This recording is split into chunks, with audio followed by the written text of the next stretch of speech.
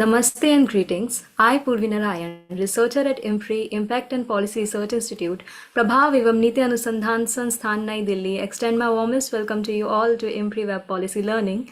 Today marks the inaugural day of EGBVF, Ending Gender-Based Violence Fellowship, an online international spring school program. A 3-month online immersive certificate training course on EGBV International responses, community initiatives, and systematic interventions. This program is organized by the IMPRI Gender Impact Study Center, GISC, and aims to provide an in-depth exploration of gender-based violence, equipping participants with critical knowledge, analytical skills, and tools to drive impactful change in community, governance, and policy frameworks. Gender-based violence, GBV, is a pervasive global issue affecting individuals across various social, economic, and cultural contexts. It manifests in multiple forms, including physical, psychological, sexual, and economic abuse, often reinforced by the systematic inequalities and power imbalances that we all face. Addressing gender-based violence requires a multidimensional approach that incorporates legal policy, healthcare, and community-driven interventions. Through interactive discussions, expert-led sessions, and collaborative learning, this fellowship will explore key areas such as the criminal justice system, public healthcare responses, community-driven interventions, child sexual abuse interventions, workplace sexual harassment, anti-trafficking strategies, mental health support, and intersectional approaches to gender justice, including LGBTQIA+ perspectives. This fellowship is designed to foster critical discourse, interdisciplinary learning, and collaborative action to combat gender-based violence at multiple levels. By participating in this course, participants will gain insights into legal, policy, and grassroots interventions. The chair for this program is Professor Vibhuti Patel ji, a visiting distinguished professor at IMPRI. The conveners of the program are Advocate Dr. Shalunigam ji, Professor Gumadi Sridevi ji, Dr. Simi Mehta ji, and Dr. Arjun Kumar ji. We are privileged to have an esteemed panel of experts who will be sharing their expertise throughout the program. We have Professor Vibhuti Patel, Dr. Manisha Gupte, Advocate Dr. Almeida, Dr. Amar Jesani, Dr. Kirti Bolini, Advocate D. Mello, Dr. Suneha Kantpal, Dr. Thomas, Muhammad Al-Mash Khan ji, Dr. Sangeeta Regi ji, Dr. Anand Bhan ji, and Dr. Aparna Joshi ji. Proceeding further, I warmly welcome you all to this transformative learning journey. Before we begin, I would like to state the housekeeping rules for today's session. Join the meeting on time to ensure a smooth learning experience. Q&A sessions will follow each presentation. Please share your queries in the Q&A box only. Avoid posting questions anonymously to ensure meaningful engagement. Keep questions precise and relevant to maximize discussion on time. Refrain from general comments in the Q&A box. To commence today's session, I am honored to invite Professor Vibhuti Patel ji, Chair of the Fellowship, to share her opening remarks on the overview of ending gender-based violence. Over to you, ma'am. Thank you, Purvi Narayan, for introducing the course. And first of all, I would like to express my heartfelt thanks to the IMPRI team for organizing this next cohort, earlier cohort we had last year. And the conveners of the programs, Dr. Arjun Kumar, Dr. Simi Mehta, Dr. Shalu Nigam, and Professor Gumadi Sridevi. They have really worked hard. Coordinators of this program are Shweta Shankar Padimeri and Reetlas, and moderator Purvi Narayan. I welcome Dr. Manisha Karne, today's keynote speaker, and the esteemed participants. We all know that this is the fifth decade, 50 years of women's rights movement have completed. And earlier, even in the United Nations Status of Women's Committee report, the mention of gender-based violence was not there. Even when Parliament of India discussed in 1974 Status of Women's Committee report, the manifestations of gender-based violence were there. That means declining sex ratio was reported. But what were the reasons for this declining sex ratio was not given. What we saw was that it was right from early 70s only women's groups in different parts of our country had started reporting cases of dowry harassment, and also there were in a local places there used to be demonstrations and all. But academically and in policy discourses, the issue of gender violence became pronounced only in the post-emergency period, because during emergency, there were 5,000 women activists who were in Indian prisons. These were the activists who were active in the peasant movement, Dalit movement, working class movement, students organizations like Sampurna Kranti movement in Bihar. Dr. Manisha Gupte is a product of Yuva Vahini. That was associated with Sampurna Kranti movement. I was associated with Nirmala movement, and we know how the state reacted to women. And person like Dr. Anand Patwardhan, he made a film also on prisoners of conscience, how the prisoners were treated in Indian jails, with a special focus on northeastern countries, northeastern states where women were the weapon of sexual violence was being used. And it was in 1980 with the judgment by Supreme Court, which was full of misogyny and also a prejudice against the poor tribal woman, girl, Mathura, that created a national level pressure. And women's movement took up this issue of gender-based violence, which resulted in institutional structures for support to survivor of women. A lot of collective wisdom emerged because of the discourses on the strategies, on the tactics, on the methods of protest, the standard operating procedures, the new legal reforms. It snowballed into multifaceted transformative changes in the structures and systems which were perpetuating gender-based violence, and there was a complete complacency of the state when such things happened. The state and society, both of them were totally indifferent. The ideology of victim blaming was very, very seen even in the official discourse. Now also it is very much there.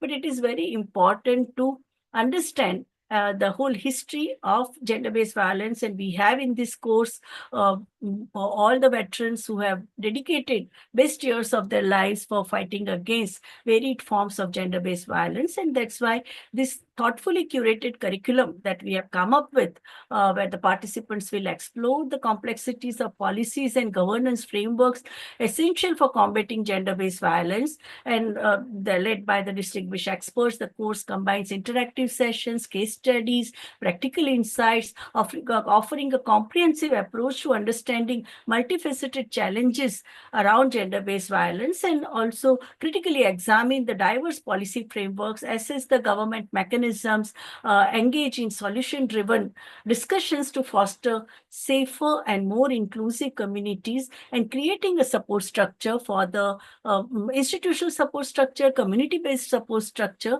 and for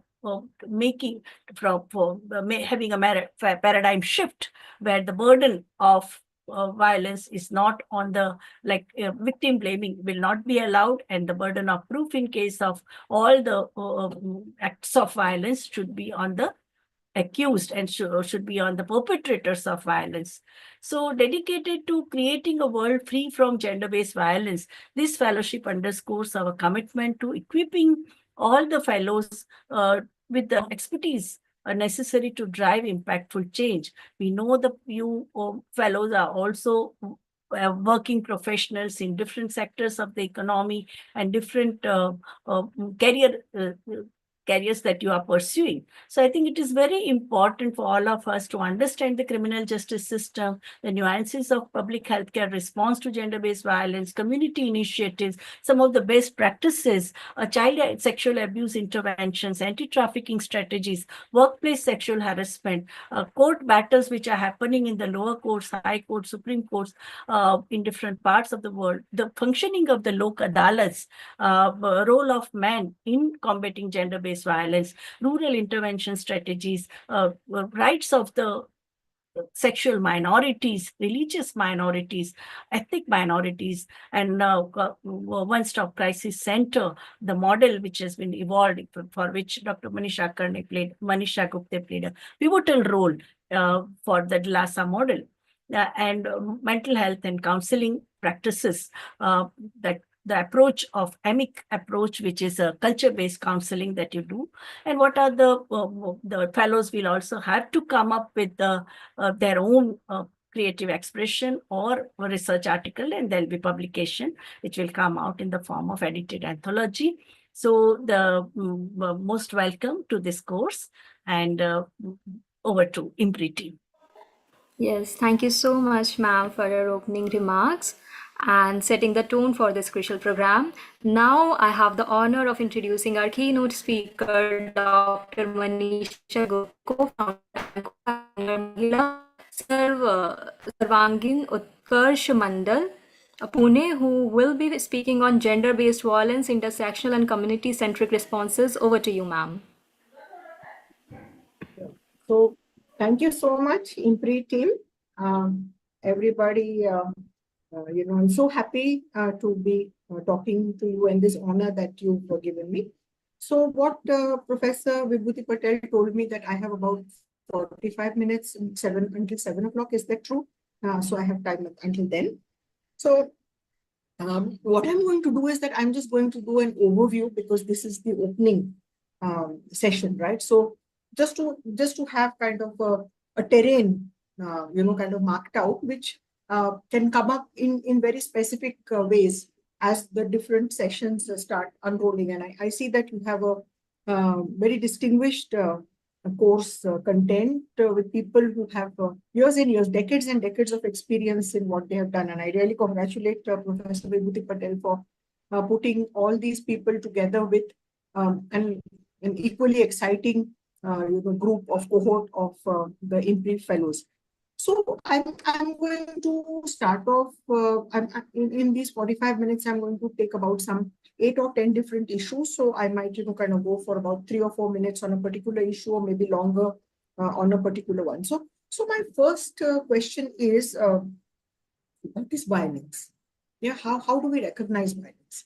How do we call it different from, say, an accident? If I threw something, somebody came, in the way by mistake, or I missed throwing a particular object to somebody, then that's an accident, right? But if I threw something with the intention of hitting somebody and it did not even hit that person, it is still violence. So intention is extremely important in violence, and that intention, so what's the intention of violence? The intention of violence is to preserve status quo. So one woman raped at 12 o'clock at night, or you've heard about my city, about this 5:45, the rape that happened in just outside a big bus depot, just 100 feet away from the police station. You do that one thing, and then suddenly, as though that whole place is haunted, people say, don't go to that area. Or a lot of girls' education gets stopped, and we know that once education gets stopped, marriage is the immediate response, because that is considered the panacea of all problems within patriarchy, and we know that only compounds problems, it does not resolve the problems. So teaching somebody a lesson, औकात, अपनी हैसियत सिखाना, is what violence is about. And if somebody tries to come up, tries to ask questions, talks about rights, talks about equality, then those become very threatening to structures that are oppressive and exploitative. And we know that our entire society is based on discrimination, and then makes it much easier for any violence to be perpetrated. Now, who can perpetrate violence on whom is the third question.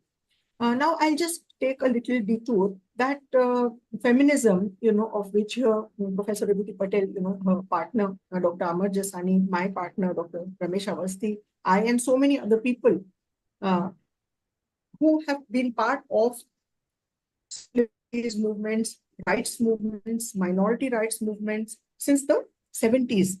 So feminism, what did that give us? It gave us a few magic tools. What was the first magic tool? It gave us a gave us a magnifying glass. And that magnifying glass taught us to identify power and control. Power and control, power between individuals, power between institutions and individuals, and power from the state to institutions and individuals.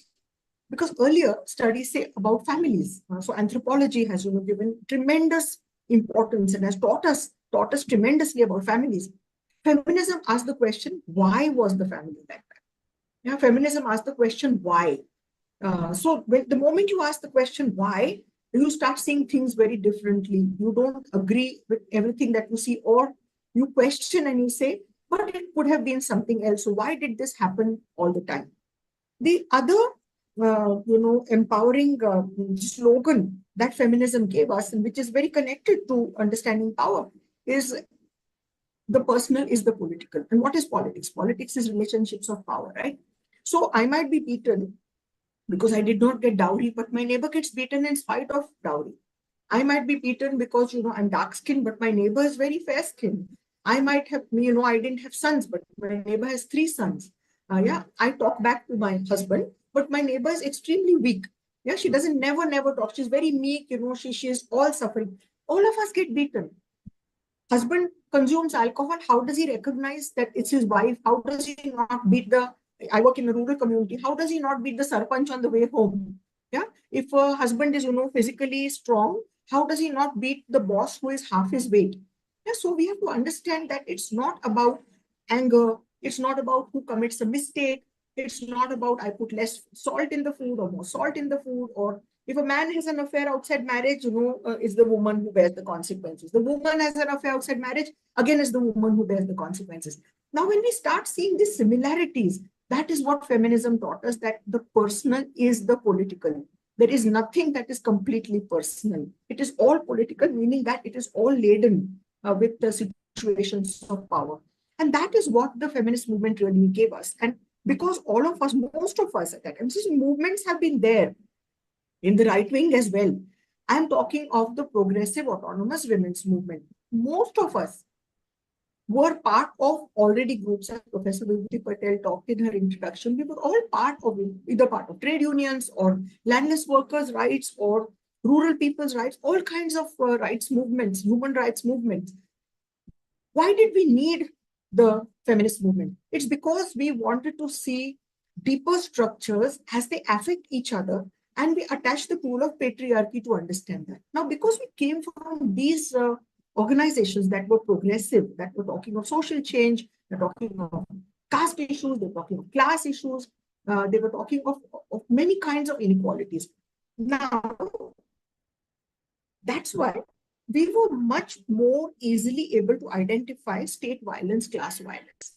If you see the issues that we took up in the first few years, what were they? Now we don't name rape survivors anymore, but these names are already known to everybody. That's why I'm using the name. It's a tribal girl called Mathura who gets raped in a police outpost. Maya Tyagi, who is in Uttar Pradesh, who is, they harass her, a few people harass her. They're in a car, the family, the men oppose that. Now these people who harassed were actually plainclothes policemen. They come back, they shoot all the men. Just try to imagine that situation. The men are pulled out, they are killed. You have the blood on you. You don't know whether somebody is dead or alive, whether they need your help. And then Maya Tyagi was paraded naked to the police station and raped there. Ramiza B in Hyderabad, whose husband was a cart puller, she was raped and the husband was killed. Then Manjushri Sarda, who was middle class in that sense, one would say a Savarna Hindu, but she was killed for dowry. So we could understand that state violence, family violence, these are different structures that actually oppress women. And these are the issues that we took up. And I'm going to, somewhere towards the end of my conversation, I'm going to try and bring some of these issues back. So we can ask the question after that then, who cannot speak out? Why can't certain people speak out? Why do the courts ask women, why didn't you talk about rape for the past 15 days or for 1 month? Police ask women, why didn't you come with domestic violence when it started happening? So why didn't you do it earlier? Why didn't you do it? Why couldn't she speak? Why couldn't somebody who's suffering violence, who likes to suffer violence, right? Would you or I like to suffer violence? Why can't they speak out? Because they know they have nowhere to go. They know they don't have the vocabulary. They know that nobody's going to take them seriously. They know that somebody else has more money, has more power. As a community worker myself, as a rural community person, I know how much, in spite of families not getting woman is killed by the family, the entire subcaste or caste comes up with hundreds and thousands of rupees. Of course, it has all to be repaid with the interest later on. And literally everybody along the way is bright to see that, the family honor, the caste honor is not lost because, if somebody wins a case about killing their daughter or killing their wife or killing their sister, then that will become a deterrent for other families, to not, perpetuate this kind of violence. So you find these very unusual alliances who are otherwise, fighting because this, so this is constantly happening, my land, your house, my house, etc. But on these issues of women's, not disempowerment or women's oppression, everybody comes together. And before I forget, I want to tell you that today, in the era of violent identity politics or caste, we see it all over the world. We see it in our country.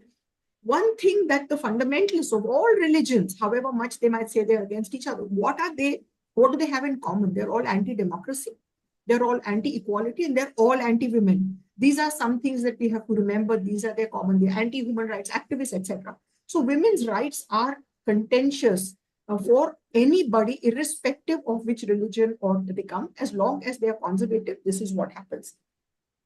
Now, violence can be overt. You can see it. And that can be in the form, just now what Purvi ji talked about. It can be physical, it can be psychological, it can be emotional, it can be financial, it can be sexual. And often, friends, these kinds of violence don't exist in isolation. They're all connected to each other. Yeah. So the financial violence will result in sexual violence in silencing me to talk about physical violence. Physical violence, intimidates me, does not allow me to express when I have psychological problems, or the violence itself could be emotional, what we call gaslighting. But this is not true. Your worldview is not true. What you, thought was not true. So constantly making me feel as though, actually there is no violence in my life. And actually what is happening to me is my fault. So this is the way that, kind of gaslighting happens. So this is overt violence. Now there can be covert violence, right? Now suppose when women come to our shibirs, not to our study circles, or, can I go? She has to start doing the setting for many days. Yeah, cook in advance, all my young friends here would understand. That's what you have to do to your parents if you have to go to a picnic, right? Or if you want a night out, you have to start all the work. You have to start earlier, pleasing everybody, etc. I ask the husband, can I go for this trip? Jana hai to jao. Yeah? Now, what does that mean? It means don't go. But if you ask the man, what does he say? Maine kaha jana hai to jao. You change the tone and everything changes, right? So the violence of the eyes, the violence of what is not spoken inside the house, the violence of the, everything that happens that we do not recognize as violence, but the covert kind of control. And here's again the feminist lens of power and control really helps us to understand. And then, of course, third, what Johan Galtung in his piece essays wrote in the 60s and 70s, structural violence, the violence of structures, the structures of patriarchy, women having to change their name at marriage, having to change their gotra at marriage, having to change their caste and religion at marriage, having to give up their home, and then come to a home that belongs not only to the husband, but to his entire clan. The children that come out of your body are recognized as the children of that particular clan. The woman is on the man's name, property is on the man's name, all kinds of movable and immovable, resources are on the man's name. And not only that, remember in patriarchy, they don't only belong to men, but they are passed on from father to son. So there's a specific way in which all these are passed. And that is patriarchy, an undivided, undisturbed line of men that women have to produce through their uteri after getting married. You cannot do it before marriage. You cannot have children before marriage, and you cannot not have children once you get married. Yeah. So marriage really, which is a social construct, it's not a biological construct. My body will get pregnant if all the situations are, in favor of me getting pregnant or working against me to get pregnant, right? But all of this is, we just assume she's not married, can't have children, has children, has to be married. So see how we accept this structural violence. And I think that this violence of the structures is really something that from which gender-based violence emanates. So I just wanted to put this whole setting here. Now let's go to, say gender itself is a social construct, isn't it? Gender is written on a body. Gender is not written on a whiteboard. It's written on my body. But my body in what context? My body in a particular historical context, my body in a particular social political context, right? My body in a cis heteronormative context, my body in racializing, calling certain people and putting kind of hierarchies of race, hierarchies of, or multiple kinds of hierarchies. So gender itself is a social construct. And therefore, all the work that we have to do has to be understood from an intersectional. All women are not homogeneous, all men are not homogeneous. Most of the violence that men suffer is actually from other men. It's men who are more powerful than them. It's men who are on a different caste hierarchy. The violence that women perpetuate on men is minuscule, which does not make that violence right. Remember, it does not make it right. I'm just trying to tell you that when violence happens on women, it is also largely through men. And what happens on men or what happens on intersex people or what happens on trans people is also largely from men. Are we against men? Absolutely not. How can we be against men? They all come out of the same place, our uterus, isn't it? It's the way that men are raised to become assertive, to become violent, to take charge of resources, and the way that women are raised to give up resources, to become submissive, to not shout. So how do I shout when somebody chases me down? I'm taught not to run. How do I run? I'm in these wearing these little silly sandals, wearing clothes that, I'll trip on, wearing, a chunni at night, which can be used as a garrote, to strangle me. All kinds of clothes that are against movement, against any kind of fluidity. And then suddenly on the day that you suffer violence, you're supposed to stand up and say, this is the violence in my life. It's just not possible.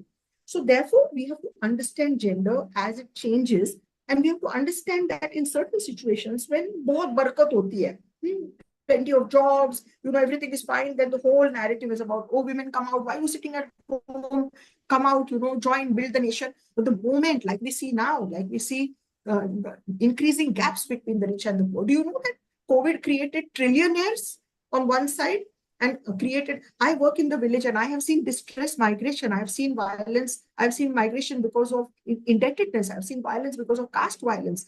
And people vanish within like a day. And, they come on the pavements, the people you see on the pavement, they've come there because of some kind of situation. The push factor was more than the pull factor of bringing them to the city.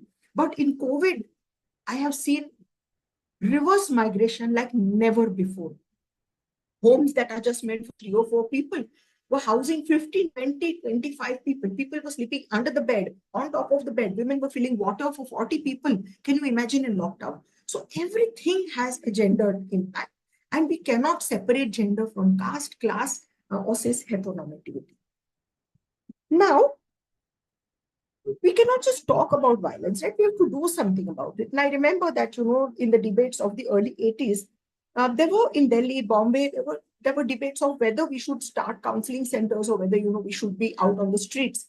So with out on the streets, people were saying, well, what happens to somebody who comes to me facing violence today? If we are inside, then what happens outside? But remember one thing, in the 80s, we never did either or. Yeah, we were there looking after women in our entire small homes, survivors of violence or people who had to leave their home because of their politics. People have lived for months together. Now, I'm not talking of days and weeks. People have lived for months together in our homes. Yeah. And so therefore, there was never an either or. I do this and I do. No, we did. We were there for Dalit Panther meetings. We were there for the Namantar, changing the name of Marathwada University to Baba Saheb. We were part of the Long March. I was part of the Long March, that went on the 6th of December, 1979 to Aurangabad.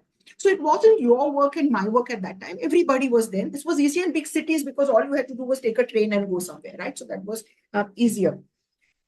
So the need for immediate intervention, and I want to say again, I want to congratulate Dr. Vibhuti Patel for, being one of the pioneers of both of, the autonomous women's movement, but also of counseling work. The Women's Center probably was the first, intervention center that was started through a fundraiser, Smita Patil's Gumbartha was shown, and that kind of, put up the Women's Center.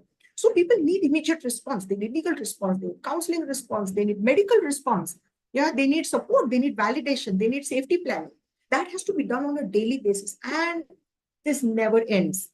We can have the same webinar 50 years from now, and we'll be talking more or less with different examples, but talking basically the same issues. So one is immediate intervention. Then one is midterm intervention, right? So Masoom, which Ramesh will be talking about the community interventions, support groups at the village level who go to door. If there's risk of suicide or there's a risk of homicide, get the woman outside the home, keep her in their house for a few days so that, she's not completely, she's not sleep deprived, she can decide which children to take with her, which children to leave behind, because women, if they leave even one child, oh my goodness, I'm not a good mother. That's not true. Let the family look after the children who you can get back in court. Take the children who need you, who maybe somebody might be ill. Let the family and the husband look after some children, for some time. Why do we have burden to, in the tsunami, because women waited for the mother-in-law, for the children, for the cow, for the vessels in the house. More women died in the tsunami than men, in spite of the fact that more men were at sea during the tsunami. Yeah. So this is the way that women's lives are tied to something that you cannot, you're taught that you're a bad mother if you have an abortion. You're taught, you're a bad woman, if you, everything from good to bad is very easy. From good to bad is very difficult. From bad to good, you can try all your life, but, you are never going to, come back to being good. And this good is just symbolic capital. It can be taken away from you at any time. So therefore, this was required. And the midterm interventions that we require, that, as I told you about the Aadhaar cards or, we require preventive work. What's preventive work? To challenge structures, right?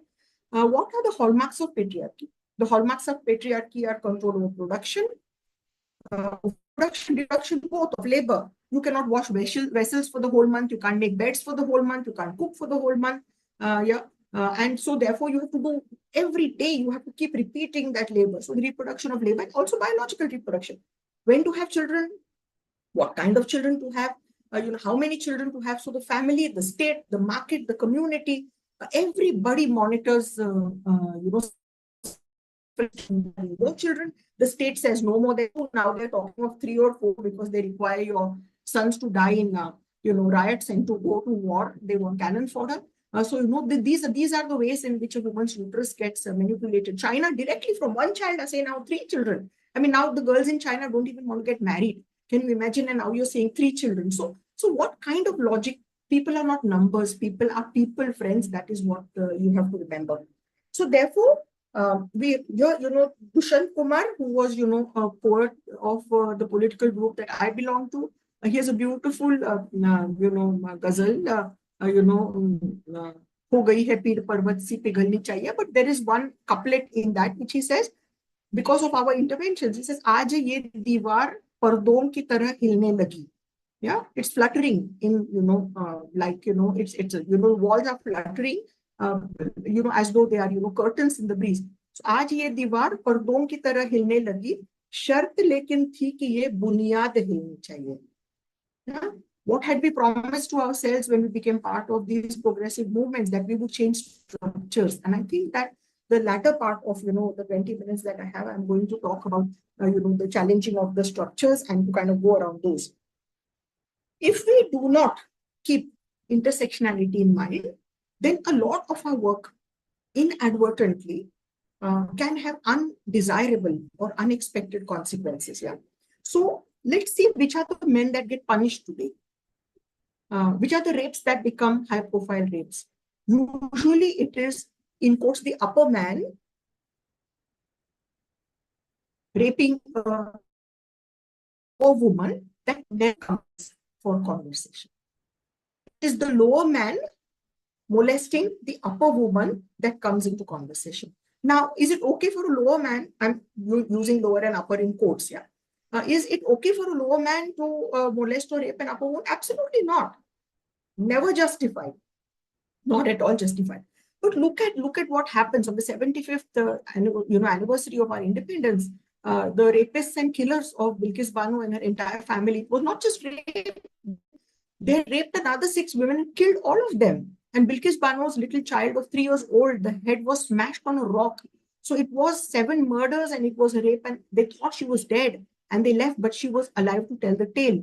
They get released, and not only that, there are women outside and men outside who are doing arti for the men who are coming out. This is what scares, friends.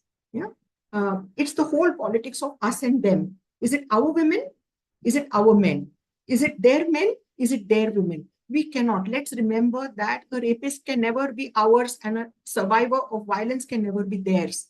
We are always on the side of the survivor. Never can we be on the side of the one who is violent or who rapes. So therefore, if we are not very conscious, yeah, then what we do can be misrepresented to actually punish those who are already punished. And that's why we require an understanding of structures, and that's why we require an understanding of intersectionality.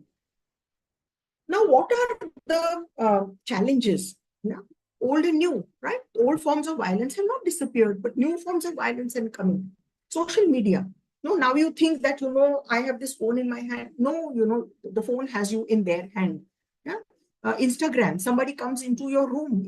The person is actually talking, could be a completely false profile. I'm finding this more and more in the community in which I'm working. People with false profiles coming in, and girls, made to elope. Boys circling schools, older boys circling schools. This is an eighth grade girl, 9th grade girl, whose hormones are raging at that time, whose sexuality is just budding, who is an older man who will pay for, to have, maybe even just a tea or a coffee or a cold drink somewhere, who has a motorbike, may not be his motorbike, but, you have that. And this is the way that, you find intergenerational, accessing girls who are much younger than you.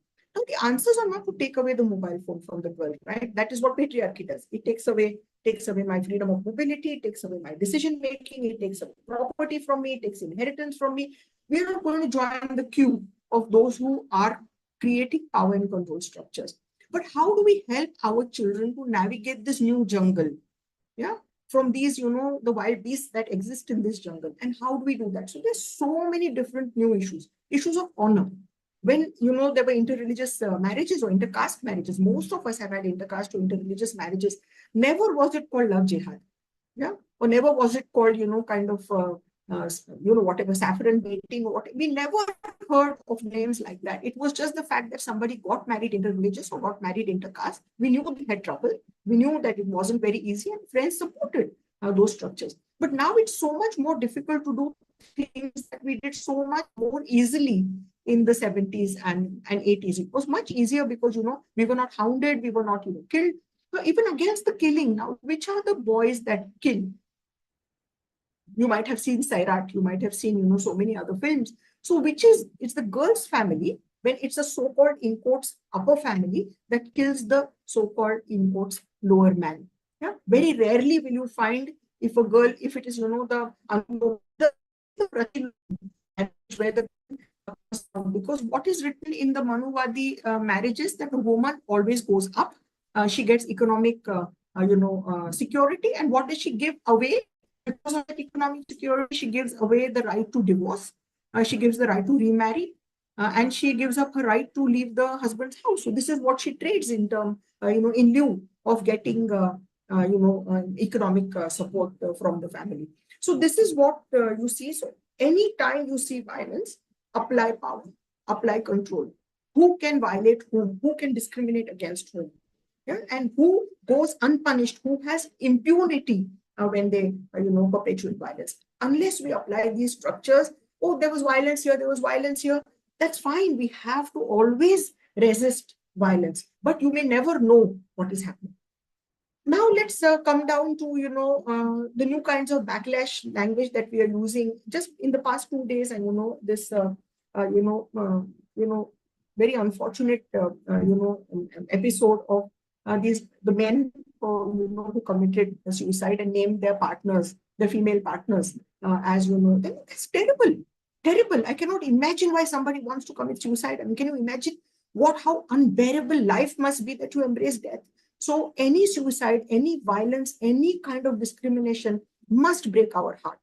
must bring tears to our eyes, must, bring, whether it is a man, whether it's a woman, whether, it's cis, or whether it's, LGBTIQ, whether it's intersex, whether it's, whether it is a trans person. Violence against anybody, just because of who they are, who are not even going out and harming anyone else, has to be recognized, has to be grieved, and we have to try to put that straight. Look at the narrative that's coming up, friends. The narrative that is coming up is that men are bigger victims of patriarchy. That is something that is not acceptable. Yeah, I can understand what's happened to the person, and I stand by the person's family who lost, and I'm against the person who maybe actually drove him to that particular situation. You have to also understand the stress in IT, right? They give you 3 or 4 times the salary, they make you work, 8 or 10 people. What do you think the gym in that, the IT sectors? What do you think that, what do you think the pool is there? Just don't leave. Just work 72 hours, work 90 hours. Don't stare at your spouse, over weekends. I mean, that's the kind of, how did International Women's Day come? It came for asking for fewer hours for, the wages. That's how we got International Women's Day. It was strikes in Europe. There were strikes in America, in the United States. And that's where Clara Zetkin and, Alessandra Kollontai, went to Lenin and, talked about this. And that is how it was actually International Working Women's Day that came. And today now we have been told to, work, 1.5 times, work 2 times, and going back, no, any Friday can be your pink slip Friday. There's no union because you're all on contract.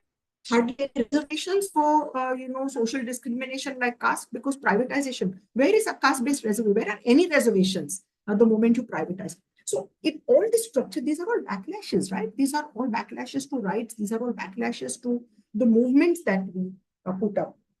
So therefore, saying that men are equal victims of patriarchy is like saying Brahmins are equal, victims of the caste system that Dalits, right? I mean, it's as ridiculous as that. One gets advantages and the others, the advantages are taken away. So unless men are ready to give up entitlements of their daughters bearing their name, of wives bearing their names, of having the property in their names, of children being in their names, all the privileges that patriarchy gives, if men are ready to give up those, then we can start talking of equality. As long as those inequalities remain, we will talk of power and control. There is no other paradigm, there is no other narrative that we can use except power and control. So the last point that, in the about 11, 12 minutes that I have. So, what is the way ahead? Okay, I just when I looked at my notes. So have we started speaking about rape? Yes. Since when did we start speaking? The women's movement.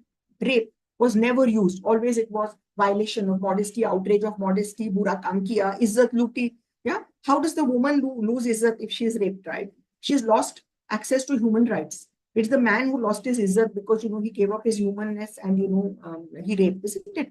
But the whole thing, a rapist might come out of prison, but, the rape survivor always has rape survivor written, in tattooed or,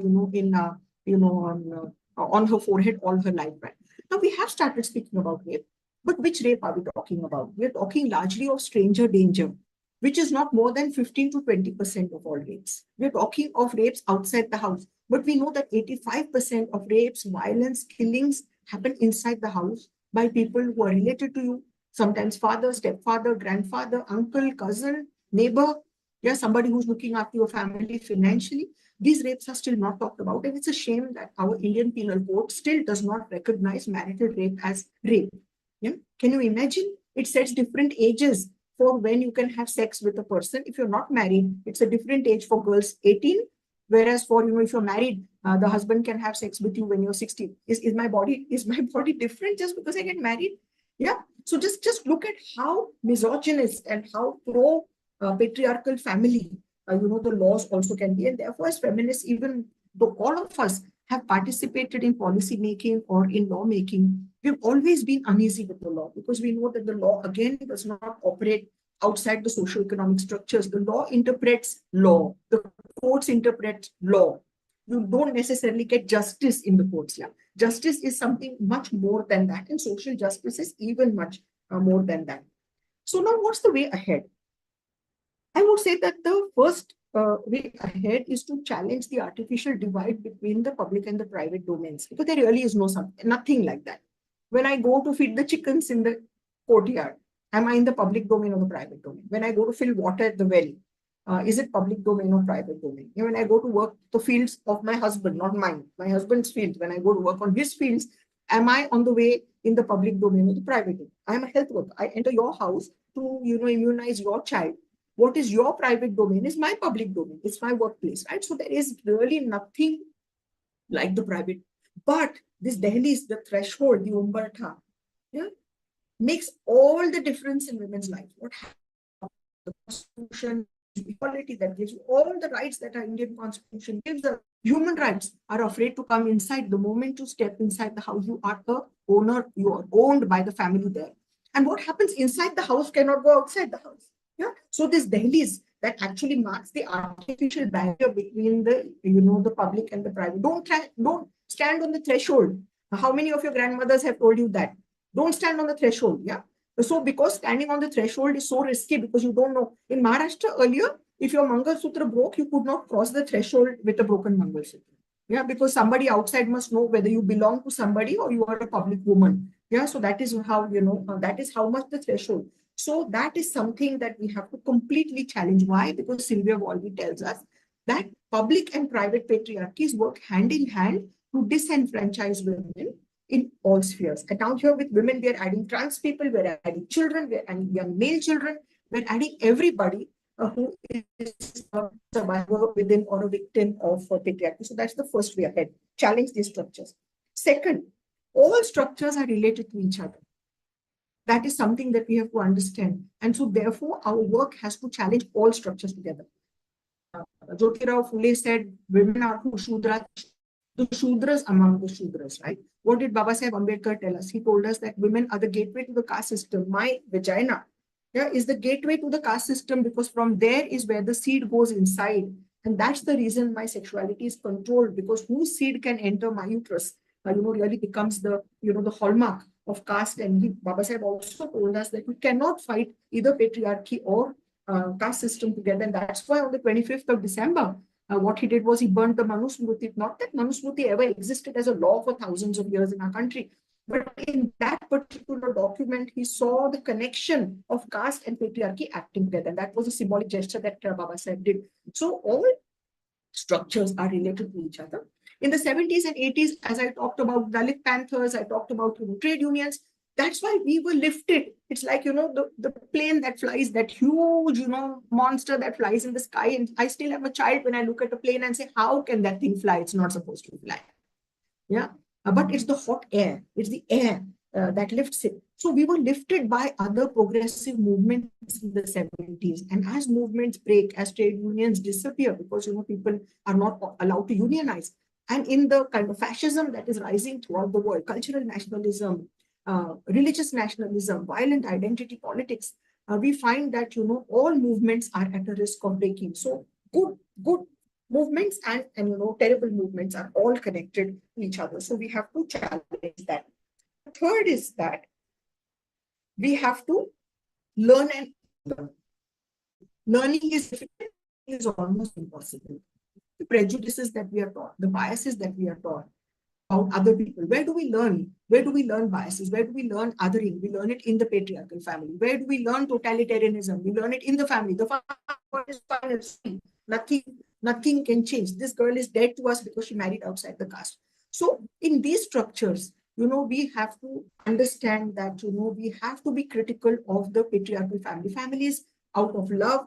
Many of us relationships in spite of patriarchy. Yeah, it's not because of patriarchy. We have, struggled, we have had ups and downs because of patriarchy, because of these structures. And some of us, good people, good partners, or, whatever, have managed to still make something out of this. So therefore, we have to learn and unlearn. And the last is that we have to understand agency of people. Because if we do not recognize the agency of people, we become part of the problem, not part of the solution. Yeah? And while, as I told you, I said, right at the end, the issues that we took up were not as, as completely, unrecognized representative of, say like black women's rights when the white women's movement came up. No, the issues that we took up were mostly all of them were from extreme oriented and included group, whether it was Mathur, whether it was Ramizabi, whether it was anyone else. So those were the issues that we took up. But now is the question who will lead the movement here. Yeah? And the ones that are excluded, the ones that have the lived realities, the ones, that, know what it is to be. So you ask a man, what does your wife like or doesn't like? I don't know. But the woman knows what he likes or what he does not like. That's called, the dual vision, right? It's the lower seeing the upper. Because, unless you see the upper, you cannot know how to deal with the structures, because you'll be dead if you didn't know the structures, right? So, but the agency has to be recognized, because you see the person has survived poverty, the person has survived caste, the person has survived cis heteronormativity, the person has survived patriarchy. Obviously, that person is more intelligent than I am, right? Obviously.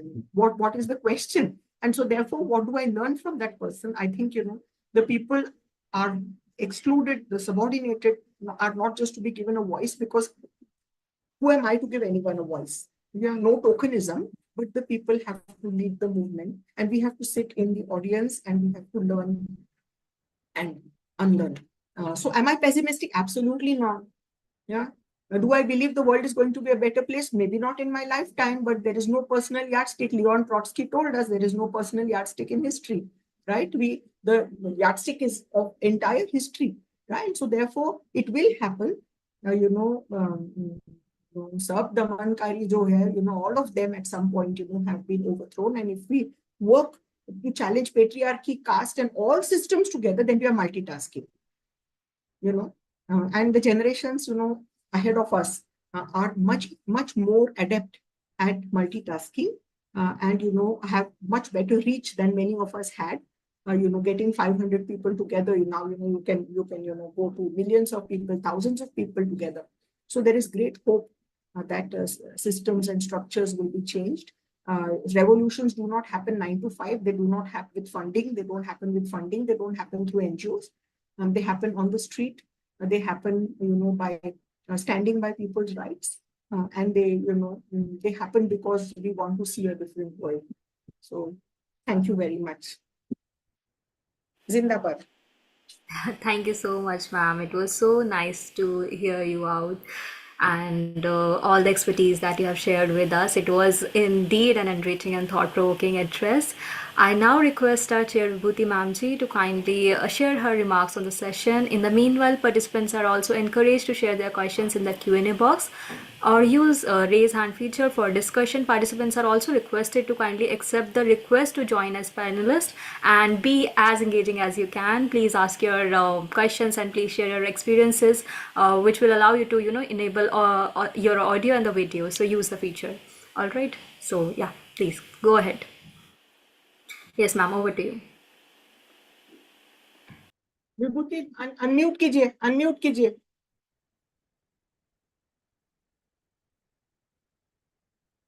Yeah, thank you, Dr. Manisha Gupte, for such a erudite and also very theoretically robust, analytically powerful and lecture, and also keynote address also covered the grounded understanding of the problem. You also debunked existing myths with very suitable and the most powerful examples. You also deconstructed the concept of patriarchy with intersectional lens. And now I would like to ask you that in what way you have worked for creating systems and structure which are more empathetic and which also provide transformative change, especially the work on the meeting on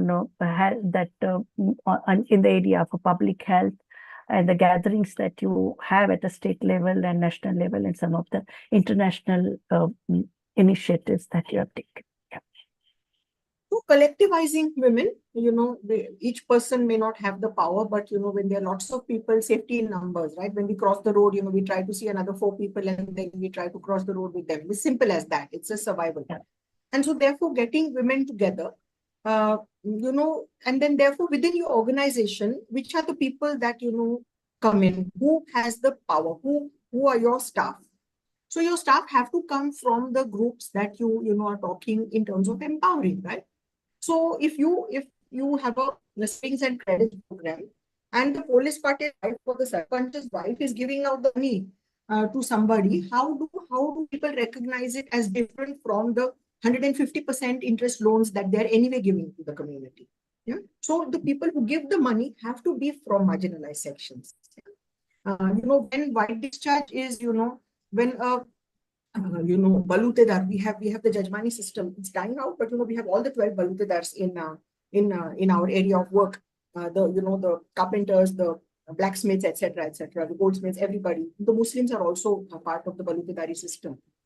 So it's more barter in kind. So when a balutedar woman or a Dalit woman or an NTDNT woman is trained to become a health worker, and when she identifies white discharge in a rich woman, even for that one moment when the rich woman cries and talks to her about not having control over her body or her sexuality, there is a different kind of power break that happens there. Or when your counselors, are themselves survivors of violence, and they also come from marginalized communities, or they come from Pardhis, or they come from Fase Pardhi, or they come from Ramoshi communities who are always arrested when there is any theft in the neighborhood. And why are they called criminalized or notified or denotified tribes? Because they were the ones who rose in armed rebellion against the British. So, all the Ramoshis, Umaji Naik, led a revolt, and that's where Ramoshis then become. It's like the Muslims today, right? They are terrorists unless, they prove otherwise. So Ramoshi is a thief or a Pardi is a thief unless proved otherwise. So you don't give jobs, you completely economically marginalize somebody. And then what does the person do? Your prophecy comes true. So basically it is collectivization. Basically it is being very cognizant of structure. So I remember one, where there was a nursery, plants, and they came and it required water. And of course the rich farmers wanted to put up the nursery, which they would give to the government. We said no, because who then is going to have the green land? Who is going to have, the advantages of the trees? Is going to be the rich. What about right to water? What about the right to water of the poorest? So therefore, any act that you do, it might be the smallest. It might be just counseling a woman who is sitting in front of you, how to avoid being beaten tonight, or how to scream when she's being beaten. But the understanding has to be of the entire structure. So then, therefore, when we don't say that, get the girl married to her rapist at one end, or then to say that, if you had, if you're breaking up and the boy says no to marriage, then you can slap a charge of rape on him. No, feminism is not about pleasing women. Feminism is about challenging patriarchy. Yeah? It is, lose your virginity. What did we lose? What did one lose? One gained experience. It might be actually painful or whatever, but painful, I don't mean physically. I mean, later on you break up. But how can you charge somebody with rape if it had been consensual for years together? And then therefore what gives the boy the right to throw acid on a girl's face because she wants to move out? So collectivizing women so that entry into any relationship is safe, staying inside is safe, and leaving the relationship is also safe. Yeah? So getting young girls together who challenge early marriage are children's groups. Yeah. My brother is going to get married. My sister, these are the children going house to house and talking to people and saying, please don't get your children, don't get Didi married, or don't get, Bhaiya married. Or going in schools and, talking about, why are the girls made to fill water? Why are the Dalit children made to sweep the latrines? And, why are the, the Savarnas, the Marathas especially doing gentle sweeping of the courtyard? So all these questions have to be asked. Challenging teachers when sexual harassment happens inside that, making these into public issues. This is not something that, we as city-based people did. These are all the things that our colleagues in the villages did. And sometimes I would be so scared. And they would say, who are you to put a limit on empowerment? Aise bhi maar khaya, aise bhi maar khayenge. Yeah, but today it will be because I challenge the structure. And I think this is really, really, really important, that people recognize human rights. They always recognize violations, but they did not know what their human rights were. And the Constitution and the human rights framework gives us words. It gives us, a way to frame what we have to say. And I think that this kind of community response of getting people. So what was the gaze of the in the village? It was always the upper man gazing at the lower woman, right? Isn't it? Sexually, financially, politically, gazing at the upper man as well. Now you reverse the gaze. When Balutedar and Dalit women stand and ask in the Gram Sabha And they ask the Sarpanch and says, what happened to the money? Why is the money not being utilized? Where is this corruption? The gaze is reversed. It is the Dalit women questioning the upper men. And I think, that this is, one can give examples of different ways in which people have tackled. What I think is not really the examples. What I think is the internal change that happens inside, where you say that, I am here to challenge structures. And I think that is what been, Masoom's and Ramesh, will talk about Masoom's work much more. So I think the community interventions really have to understand structures at community, local, state, national, and international levels, because once you peel off the specificities, you find the same dirty stuff inside, right? So I think those are, what we have to do, collectivize, and challenge the structures. Don't take, what we say is the pledges that we take is, I will not perpetuate violence, I will not bear violence, and I will not be a bystander when I see violence or any kind. Very powerful. Thank you. Yes, thank you so much, ma'am, for giving us such a brief answer and elaborating everything in detail. I guess we have some questions in the Q&A box. I would appreciate that if the attendees could ask the questions by themselves, and it would be really glad to, hear them out. So can we have Bhakti Gaikwad ji, if she can question her, whatever she wants to ask to the panelist. Bhakti ji, are you here with us? Yes, thank you. Thank you for giving this insightful talk, ma'am. You really covered all the things nicely. Just had a question regarding online violence, which you mentioned in your talk. How do we navigate this, issue of online violence if we come across, first time? How do we do that? I'm not an online person, so I really don't have a specific answer, because I'm not on social media, not for any purpose, but just because I cannot deal with social media. See, violence is violence, okay? It can be online, it can be in person, it can be, it can be in any form. So do not expose vulnerabilities, even to your boyfriend, yeah? However much at a particular age, you want, maybe it's a boyfriend, you want a girlfriend, you can be same sex, it can be whatever. Do not expose your vulnerabilities. Again, I have only rural experience, okay? I have no urban experience whatsoever for the past 40 years. We have found new forms, that a boy buying a phone for a girl just so that she can speak to him. Yeah? And I can't sleep tonight unless you send me a photo, that is maybe, topless photo or a nude photo, or telling her to do a sexual activity with her own body and, post that. Then that is used to get her to agree to meeting and to have a sexual relation. And that again is recorded. And many times, it is, again, then it becomes him, then it becomes other friends. The second is, I care for you so much, and I want you to be on GPS live. As though before this meeting, this girl had never left home. Yeah. And I'm so concerned about you. And at that age, however, it's very difficult to recognize love and possessiveness as two separate things. Yeah, or jealousy and liking. So everybody enjoys this, about this complete undivided attention. He really likes me in these colored clothes. Everybody doesn't like me to do that. And this is all happening at the age of what? Now I'm seeing this at the age of 14 or 15 or 16 in our communities. And then the violence. Why were on that GPS lab? Why were you at this particular corner for so long? Why didn't you pick up my phone? And so much violence, just Vibhuti, and Bhakti, and other friends. Just like 2-3 months ago, Masoom has initiated a group called the Rationalist Youth Organization, Viveki Yuva Manch in Purandar Taluka.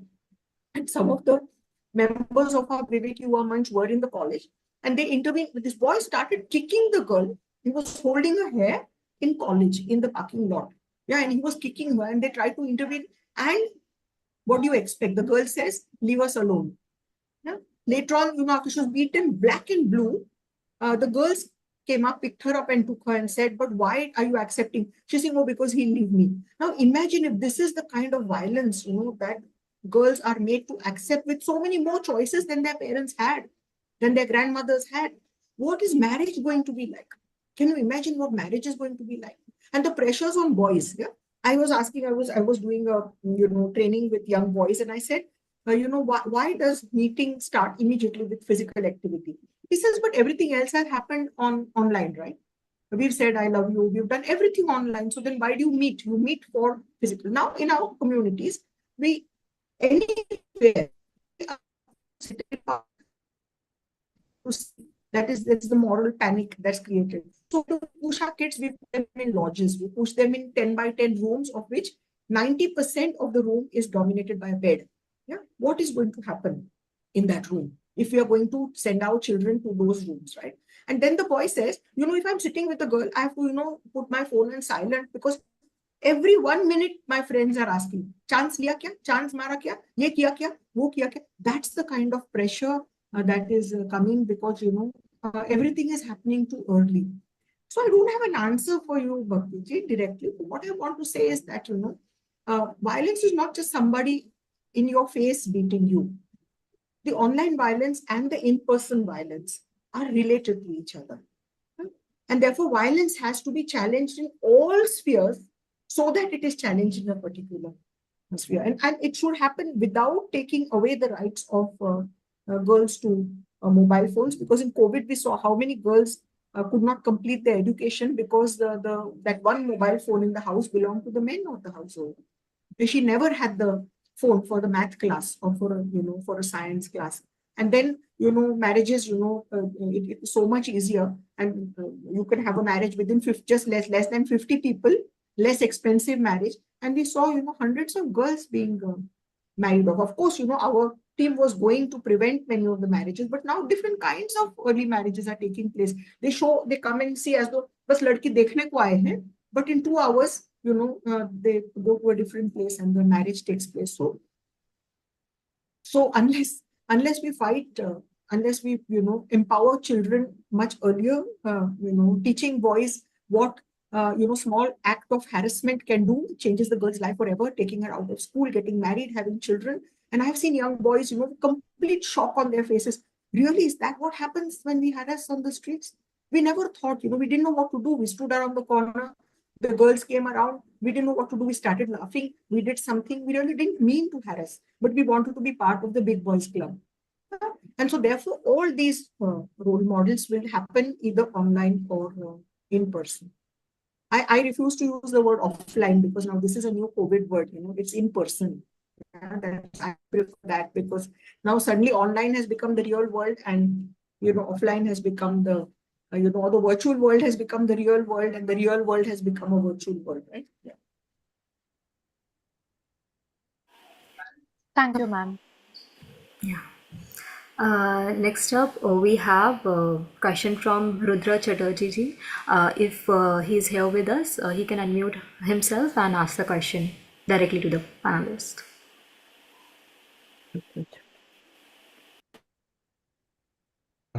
Hello, I'm Rudra, and thank you for the insight that you have given us, and also thank you to Professor Vibhuti ji. So, what my question is that when you were talking about the girl has to, after getting married, every girl has to change their names according to the last name of the husband or the partner. And nowadays, I am from Bengal, and I have seen many of my cousin sisters. They have stopped to change their name according to the last name of their partners, but they have kept the last name of their fathers. So my question would be that is it not also showcasing the belongingness to the male, or showcasing, symbolizing that the daughter is the quote unquote property of the male as a, I mean, so my question is the last name, if the last name is kept, it's either his of her husband or her father. So, I mean, is it making any difference? Or will it make any difference if whoever is taking the courage can break the binary of changing or not changing the names and denying the last name? So my question would be that. And also one more I agree. question. had Yeah. that when you Boliye. and one more question, when you said that the in answer of Vibhuti ji, that you guys, I mean, whenever you work in rural India, so you tend to collectivize women and to give, I mean, and to enable them and empower them with knowledge and awareness. But as you also mentioned, that prevention is also very important. So, is it? I mean, is that? Is it? Will it not be more impactful if we can collectivize the boys and teach them the basic ethics and basic approach to not as anyone as a female, but as a human? So these are two questions. So yeah, so I'll go with the second question first. Of course, and organizations, my organization, of course, we work with children from the age of 7 or 8, 10. You know, from third standard. Yeah, we don't give lectures gender equality, but you know, like filling a cycle, running, climbing a tree. You know, you don't have to explain that you are equal. You just do things that are equal, right? And children learn more by observing than by what lectures you give them, or doing housework at home. Yeah, not leaving home until the girl and the boy have washed the vessels or whatever together and both go to school together. So all these things are being done. There is no doubt, and we have to work with. So we also work with young married couples. We call them, Anand Miravas. Where we have fun, lot of non-sexual touch to each other, lot of non-malicious teasing of each other. Because in a arranged marriage, these things are not allowed, right? If she just says kya or whatever, he can get another wife, or say, I'm the one who's so because they both are adolescents. Yeah, she's 17 or 16 or 17, he's 19 or 20, right? But patriarchy allows him to get married again, but not her to get married again. The consequences, are because of the structures. So we do that. We register their marriages. They wear their wedding clothes again. When she kicks a football, yeah, and he looks at her differently and says, "Oh my goodness, I can do that." Or make them a team when they're doing a jigsaw puzzle together. Then he's not in competition with her, but he's in a lot of stuff where people are laughing. We talk of contraception. During that, we talk of domestic violence laws. We talk of, tell them where the health structure is. So we have these Anand Meravas of, young married couples. So there are lots of interventions that we do.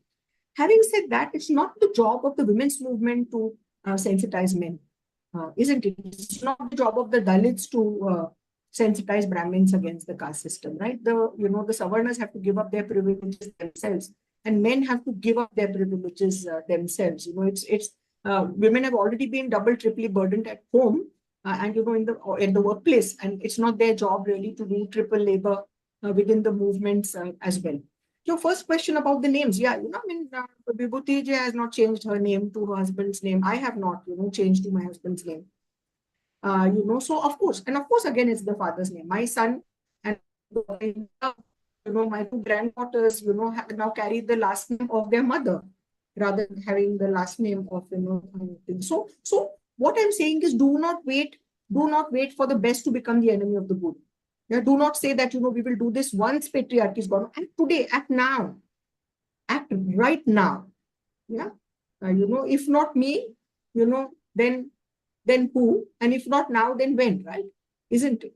So, or if not you, then who? If not now, then, then when? Yeah. So we have to start acting right now. See, structures to henna, they are like very thick. One can call like a huge, chains. Yeah. Break them wherever you can. So if people are handcuffed and if people are tied together, today at least they can run if the legs are not shackled anymore. Yeah. They can remove their hands if the hand shackles are broken. And a smaller chain is easier to run with than a bigger chain. Yeah. So break the chain wherever you can. Do not worry. Now the movements from which I came, now my children, both my children did not have a second name until they became adults. Yeah, because Jayaprakash Narayan told us, the only way to get rid of caste is to marry intercaste and to give up your family names, because family names denote caste. Yeah, and so therefore we did not give. Many of our friends, have the name. So, for example, if somebody's, mother's name is A and father's name is B, then they will use their first name and they will use any, maybe whatever, Anita, whatever, whatever, Rakesh or whatever, or, Rafiq or whatever. They will use those. So different people use different experiments to, get rid of the family name. So, of course, and do you know that the surnames, the family names were brought by the British? We did not have family names earlier. Did you know that? That this is something that European patriarchy brought to our country, like they brought 377, which criminalized homosexuality. We had never criminalized homosexuality. Not that we were very, very happy about homosexuality in our country, but there was never criminalization of homosexuality. So law came from European, Calvinist kind of, very highly, conservative kind of way of looking at stuff. And so therefore, not that we are great, but colonization was a terrible crime that, went into the culture of those who were colonized. So, Rudraji, I hope I've been able to address your questions. Yes, ma'am. Thank you so much. But I mean, I'm just giving it in one sentence so that I can see if my understanding is correct. So you're saying that whenever possible and wherever possible, just try to make a impact. It doesn't mean always that impact has to be large in volume. Small victory. Absolutely. Absolutely. One drop, many drops make an ocean, right? So, do not. Every night when you go to sleep, ask, did I challenge any structures today? Yeah, I did. No, and some of those struggles in the Hinsa Mukti Parishad, women from the remotest part of India and the first generation learners they have shared are so inspiring, that and they are making. And they are 80% of the stage. Now we are having Maharashtra Mahila Arogya Parishad in Palghar district in April. 80% of the 3 days are the people, the Shudras create knowledge and the Brahmans write the Pothis, right? It's the researchers who write that. It's, university professors. But knowledge is created through sweat. Yeah? However raw it may be, that is knowledge. Yeah? And it's processed, with theories, and it's, so the survivor never is in the, in the paradigm. It is, what are the outcomes of that research? What are the publications that come out of that research? So, I think we have to put the people who are the most important there. And the people who create knowledge have to be the one to, and there's a lot of work we do for 2 years. Preparing, getting mentoring, getting to say, this one came and said this one. No, what were the commonalities? What were the differences that people do? That is research, right? It's to analyze what you have done. And so you do that throughout 2 years, but you don't go on the stage. 80% of the stage belongs to those to whom it should have belonged, but did not belong for the past 5,000 years.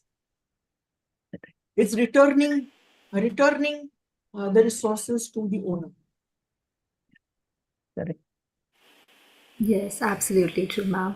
So we do have many more questions in the Q&A box. I would like to ask what some of the participants has raised their questions. I would encourage them to ask anything they want. Dr. Poonam ji has raised her hand. Ma'am, would you like to ask your question?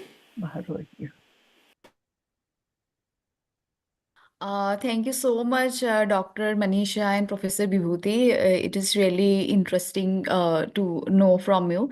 So I work on gender-based violence and I did my thesis on women's courts, the Nari Adalat. I did an ethnographic study in Jharkhand and I tried to explore how Nari Adalat negotiate with different local stakeholders to support the victims of gender-based violence, when especially the domestic violence victims in their communities. So like my work is more towards the community intervention.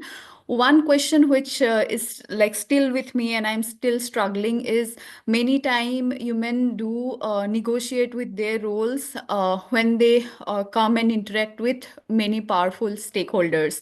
And when even Nari Adalat women want to support the victims, because of the social reality of the victims, because most of the time they are dependent on the male members or their husbands, many times they do not report those violence to the police, or they do not go for do not take any formal approach. And what I understood, that in that position, the agency of women is always constructed by her social reality and how her vulnerability is shaped.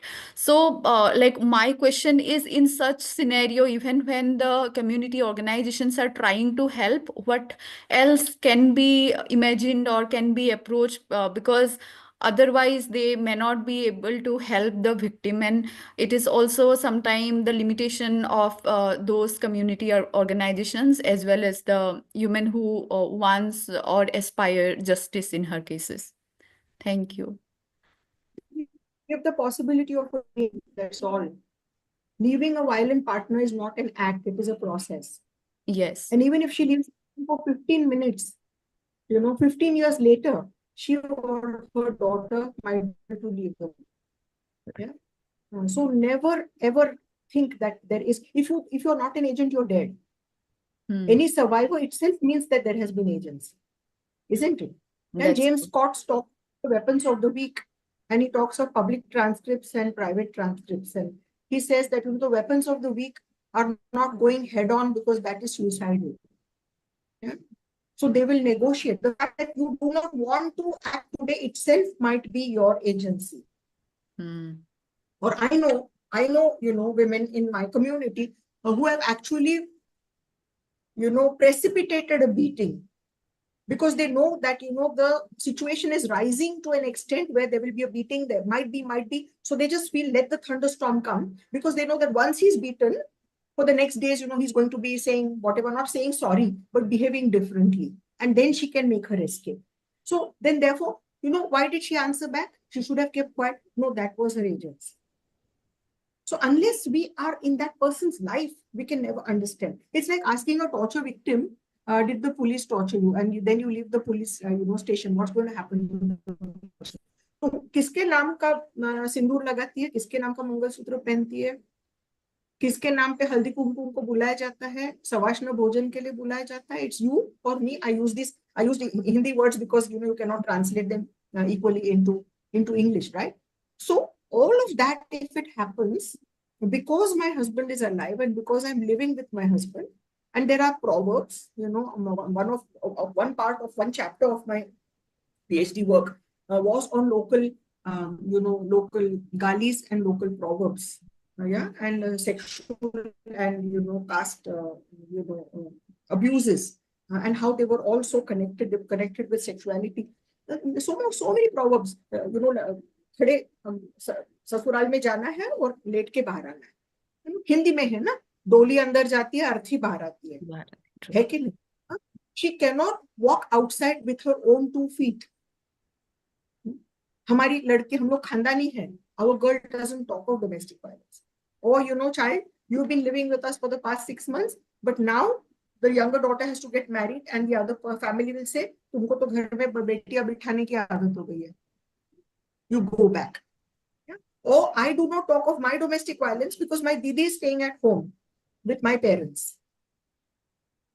That's why I cannot speak. So the answers, are, everybody knows who cannot recognize violence, you tell me.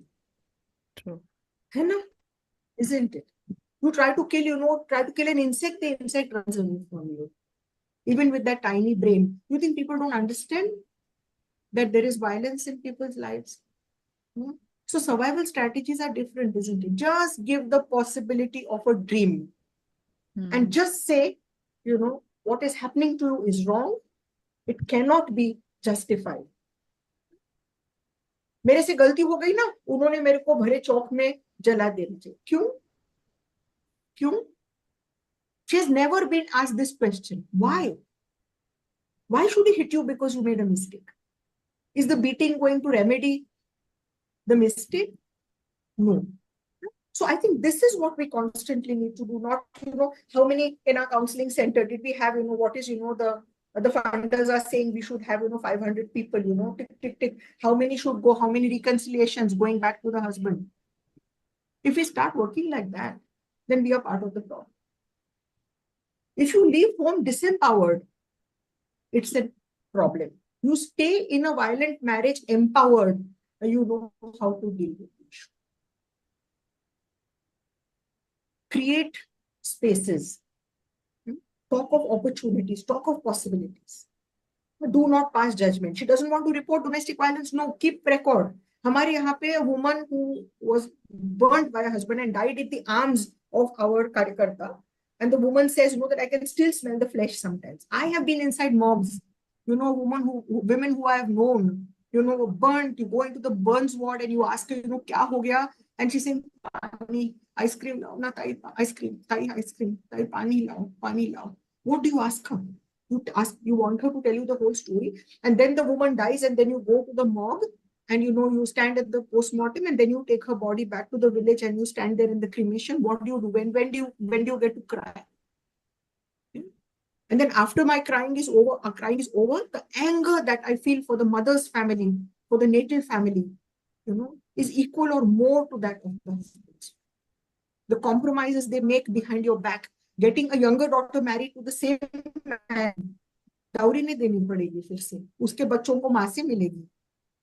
So the compromises that people make, so the violence of structure starts from childhood. सिर्फ हम लोग जो है match box जो है वो ससुराल वालों के हाथ में होती है. They know as long as your mother's family supports you, you do not get killed. It's when they know that you have gone 100 times, back and forth, that they kill you. And that the women knew. That if I leave now and I come back 5 days later, I will come back to a lower social status in my life.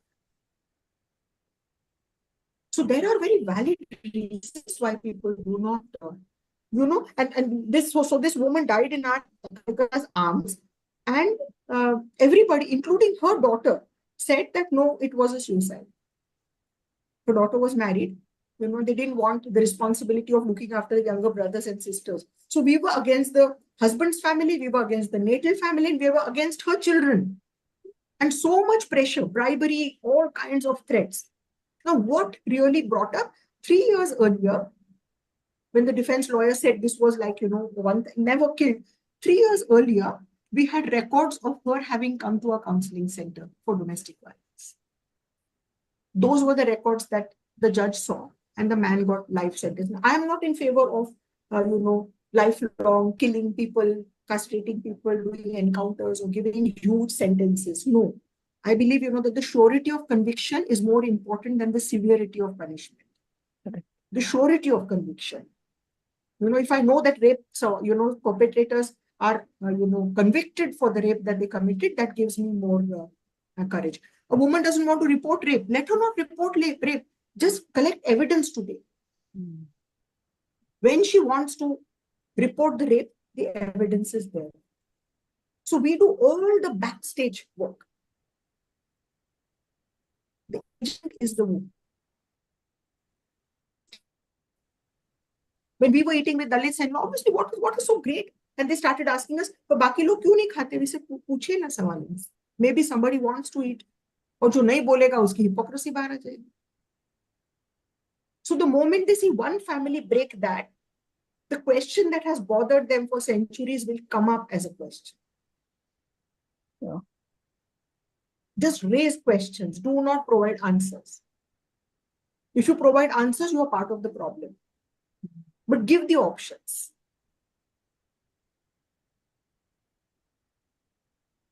Yes, ma'am. And yeah, in the chat box, like one of our participants, Nandini ji, has also shared that true, it's also a matter of identity crisis, because in their parental house, it is said that they belong to their marital house, but when a woman gets married, they are somewhat treated as an outsider since they have been raised in a different household. So she's sharing a narrative here in respecting to whatever you have said. दो घर के मेहमान भूखा, दोन्ही घरचा पाहुणा उपाशी is what we say in Marathi, right? Yeah, and what are we called as soon as we are born? Paraya dhan. We are not people, we are dhan. And dhan of whom? Some paraya family, right? Which, by protecting our virginity before we get married, the family is keeping us, the dhan, safe for the parayas to come, and that unbroken line of men that I talked about for the passage of patriarchal property. Yes, ma'am, absolutely. I would like to point out that someone has raised a question as an anonymous attendee. I would like the respective person to kindly just mention their name, and in the meantime, if they are able to unmute themselves, they can question Manisha ma'am directly. And we had one more raised hand. It was from Sheetal ji, Sheetal Sharma ji. If you are still available with us, you can ask your question. Hello, ma'am. Yes, And ma'am. first of all, I would like to thank you for such an insightful session. It has been very thought-provoking. And my question is that I would like to ask you that you have worked in the field of gender-based violence and trying to avert it, trying to stop it for, I believe, over decades, over 4 or 5 decades. And you have witnessed a lot of crime, and you have also worked a lot to avert those crimes, help women. And I'm sure you would have witnessed some local practices to do that, some local women helping each other, other organizations.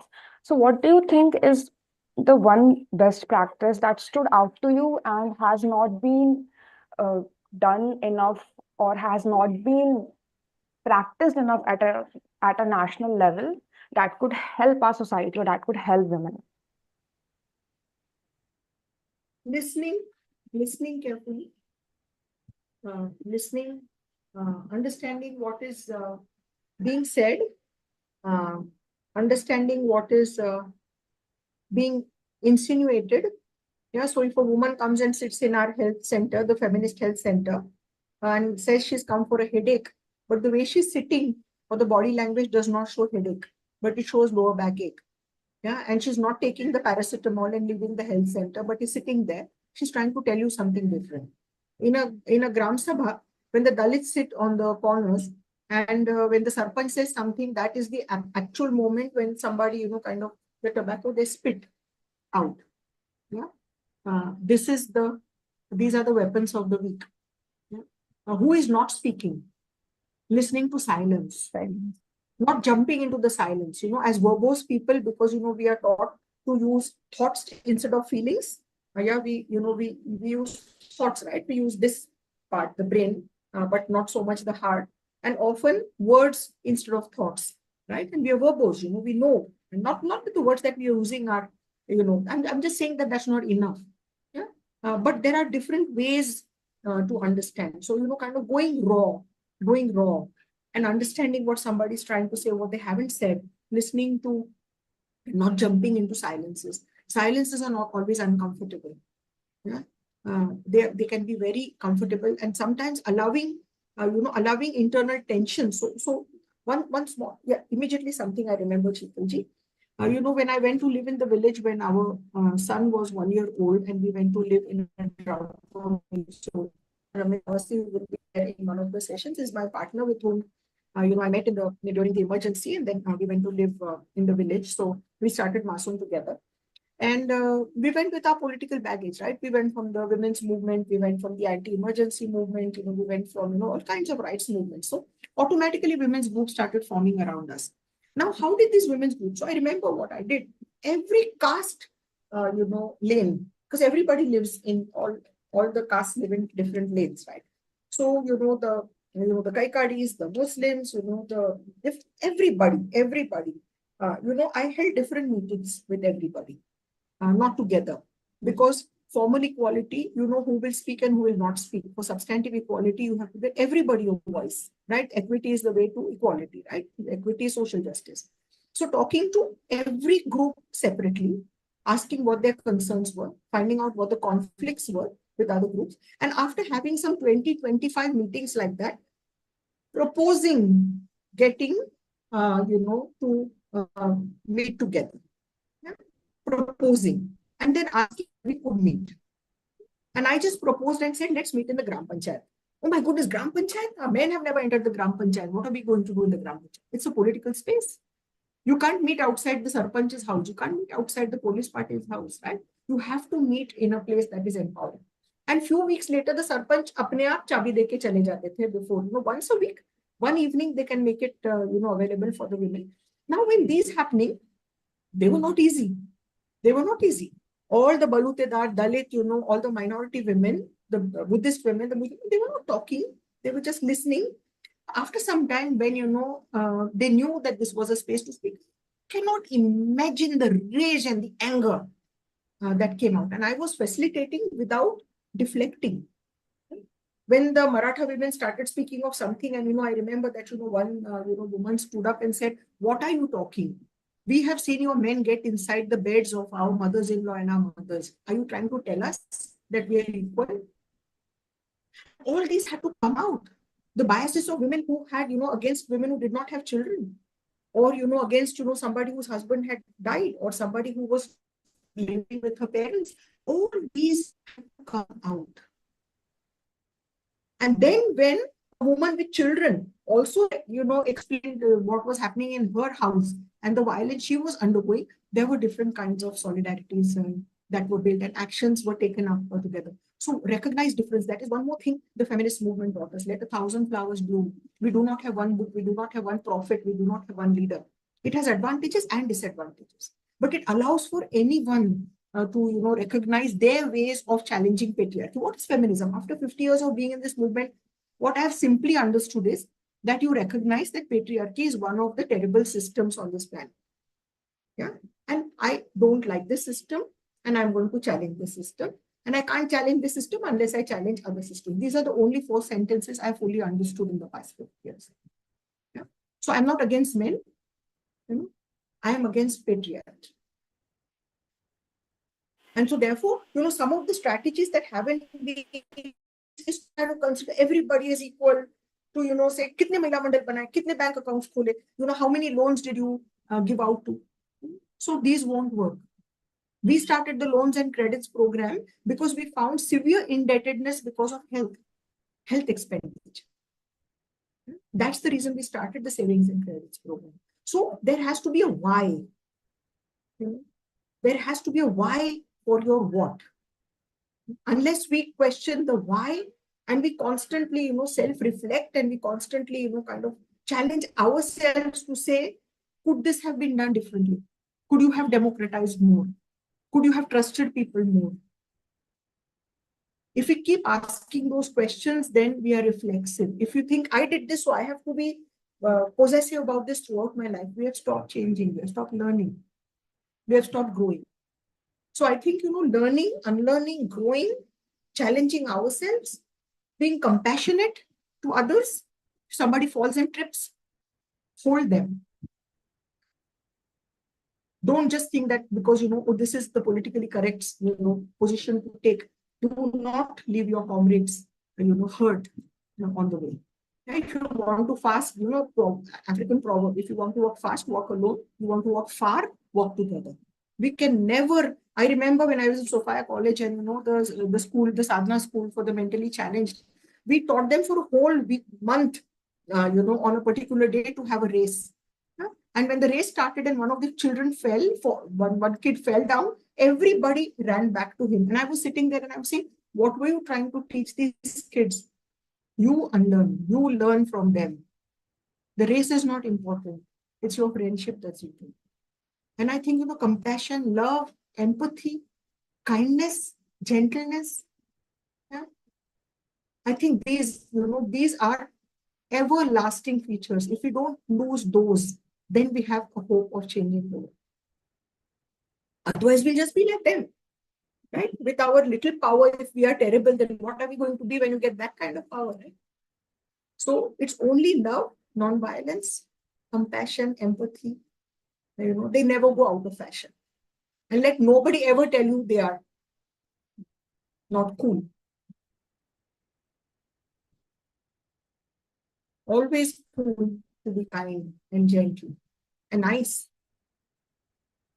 which does not mean not challenging structures. Yes, ma'am. But you can challenge the structure, and yet not, So we have had men who we have taken to court because of sexual,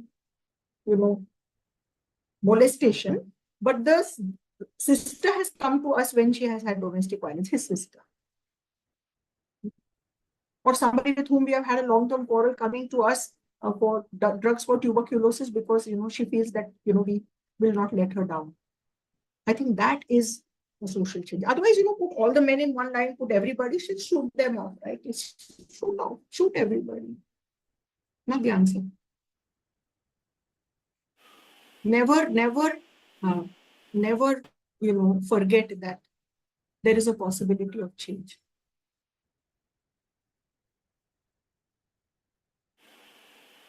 Indeed, ma'am. Absolutely. It was actually very, overwhelming to hear all of this. Yeah, so we had one question from Paridhi ji. Yeah, she has been raising her hand. So she can ask a question now. Uh, Good evening, ma'am. I'd like to thank you. Your talk has been really insightful.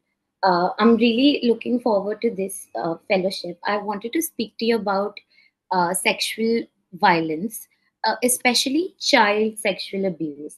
Um, I feel like sexual abuse in general is very damaging, but when it comes to child sexual abuse, the psychological consequences of child sexual abuse are just extremely damaging, and they sort of shake your core values. And we've seen that eventually builds into, say, personality disorders, or it leads to more sexual violence encounters generally. And having read a little bit about it, uh, I've come to know that there are very clear signs after sexual trauma, after psychological trauma in children, because children tend to act out. Their trauma sort of uh, comes out in the action of acting out and doing very visible uh, sort of things. But there is absolutely no knowledge. Nobody knows on the ground level that these are signs. People are just unaware. And which is what I want to understand. How do we start dialogue? How do we start talking? Because I feel like these are issues that can be helped if there was more knowledge. Yeah, I think, sexuality education, usually in Marathi, there's a saying that, the elephant has passed, now it's only the tail that's left. I believe that, with the tail, you should learn to push the elephant through the crack. Yeah. Don't miss a chance. And so therefore, when you're talking of everything, if you see children in the crowd, or if you see, young parents in the crowd, mention the rights of gay people, in a passing sentence. Talk about discrimination of women who lost their husbands in a passing sentence. Talk about child sexual abuse, and then see how the audience picks it up. And give the opportunity for the audience to raise a specific question that, might come in their mind, because, you've done a broad kind of a... Of course, sexual violence is one of the most heinous crimes. There is no doubt about it. And it's happened, do you know that 1 in 3 women are sexually abused, 1 in 4 or 5 boys have been sexually abused, in childhood. So that makes a lot of us on this particular group, right? It could be from unwanted, the way people have looked at us, the unwanted touches that we have had, to repeated rapes over years and years. It can range from, and it can be multiple people, who've been raping you.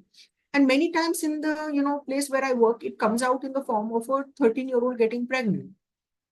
She doesn't know. It's been happening to her since she was 5 years old or 4 years old. How does she know that if, ek baar to period aa gaya, it didn't come for 4-5 months? Well, I don't know what that was. And then, she's like 5 or 6 months pregnant. And that's when the whole community sits up. It's moral panic. But she was being abused, nobody stood by her. Go into the veranda, go into the backyard when that man comes home. Why are you allowing that man to come in contact with her again? Many times girls are more upset with the parent who did not support them. Many times they are more angry with the mother than they are with the abusing father. Yeah? And so therefore all these situations happen. But people don't take cognizance, and then that is what doesn't allow people to have boundaries between self and somebody else, me and somebody else, right? And then there's a lot of risk-taking behavior that comes up. You start thinking that your worth is only sexual.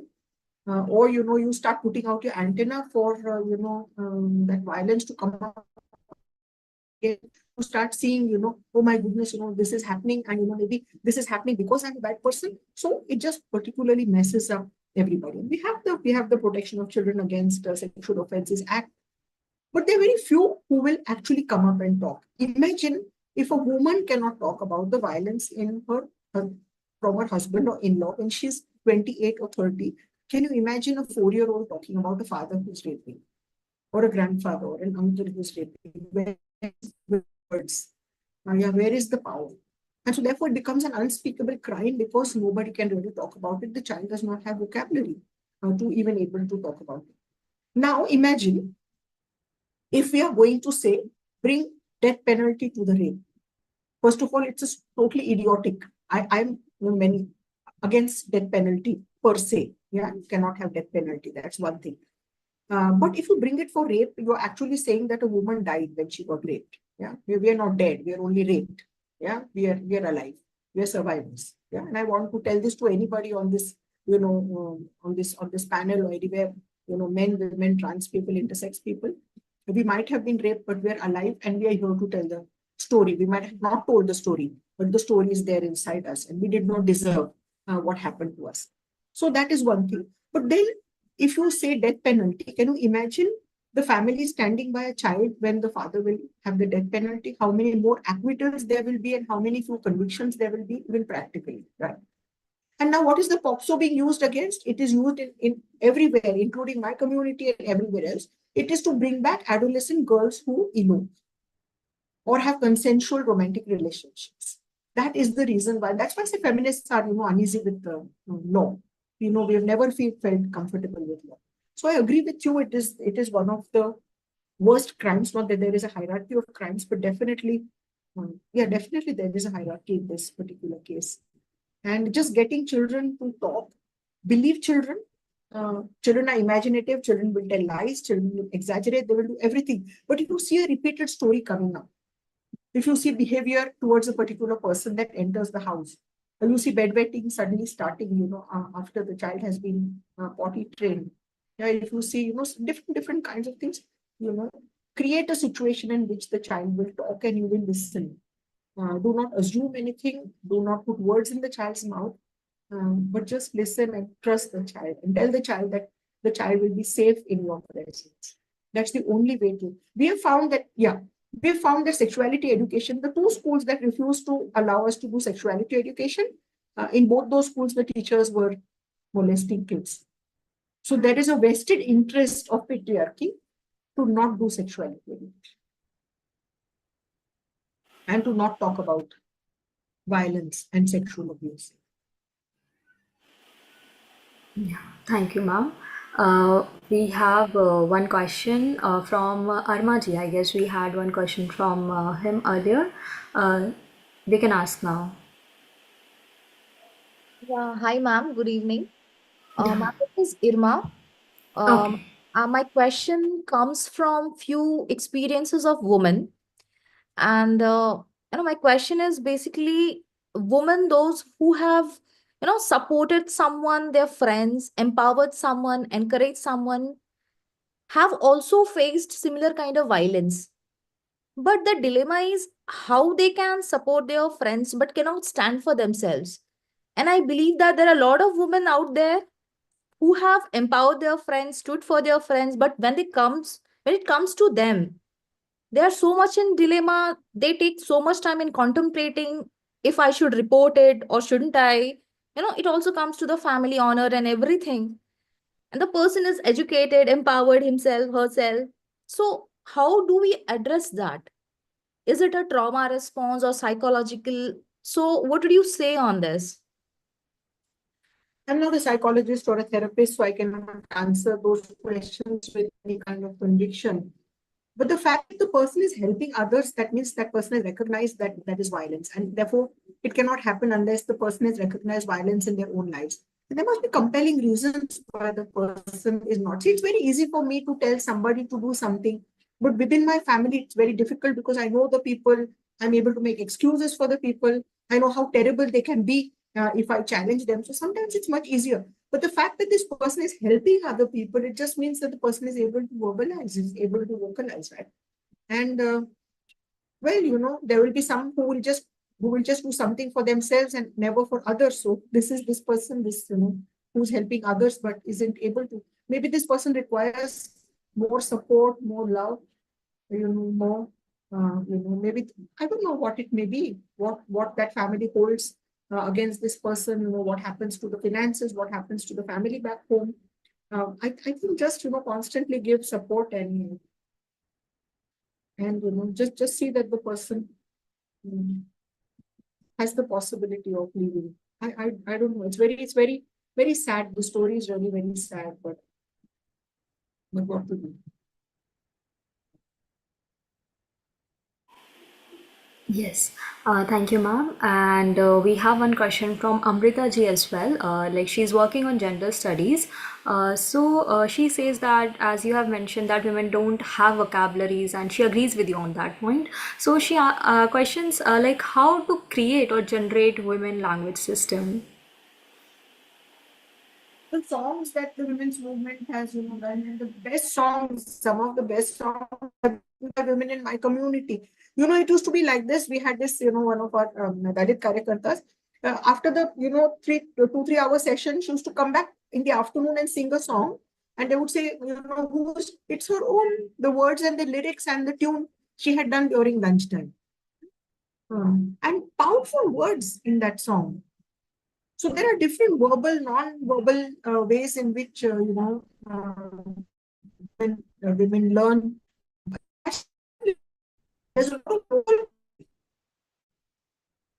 There's so much, vocabulary. The women, in the morning when they used to grind the corn, and you require rhythm. You require couplets, and Marathi is called Jati Varcha Ovya. Jati is the, Ovya is, like the two lines. When I pass on, the stick to you, and when you pass it on to me. So there used to be a rhythm. There is so much, astuteness on, so much criticism of some of our biggest mythological heroes. So much criticism, and talking about, how the wife was treated. So it's not that people don't realize.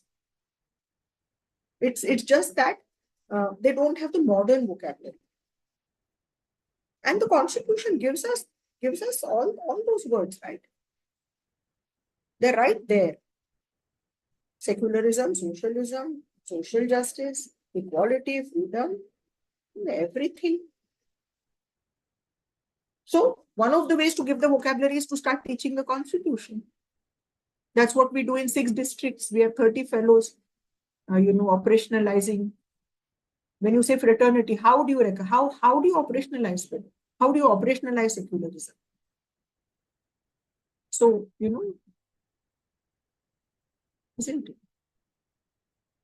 I can stand up in this country and say, I don't practice religion. I'm an atheist. Now, that's what, like the Constitution gave me the right to not practice religion. Everybody who practices religion in this country must know that's also a right given to them by the Constitution. Not given, I'm sorry, right recognized by the Constitution. Rights are not given. But so the Constitution is a very, very strong place to start. Yes, ma'am. Yeah, so I guess we have certainly few more questions for you. All the participants have been so engaging and are so interested, answering all the questions to you. So we have Irshad ji here, who has raised his hand. They can ask their question. Irshad ji, you can ask your question now.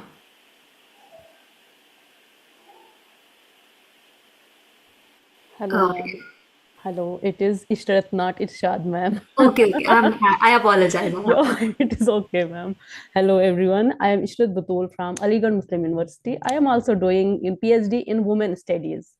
And from BA Honors, I was in Women Studies. But unfortunately, I do not recognize any violence till date. Near about 2 or 3 years before, I got marriage before 5 years.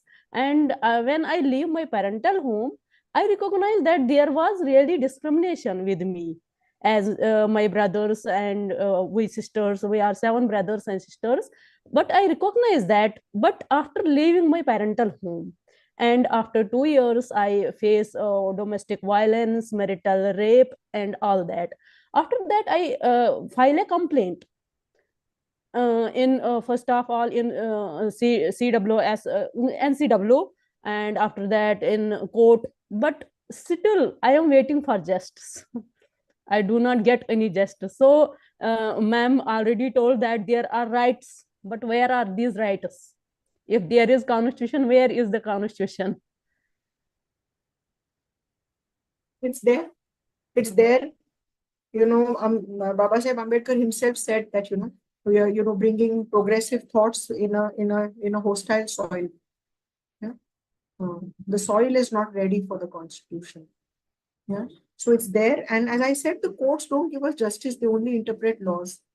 They're ruled by, you know, they're ruled by power. They're ruled, you know, by so many different, which has nothing to do with what happened in our lives or happened in other people's lives. So I think, you know, it's only getting women who understand, women who've gone through similar experiences, that becomes the healing. What can I say? I'm sorry.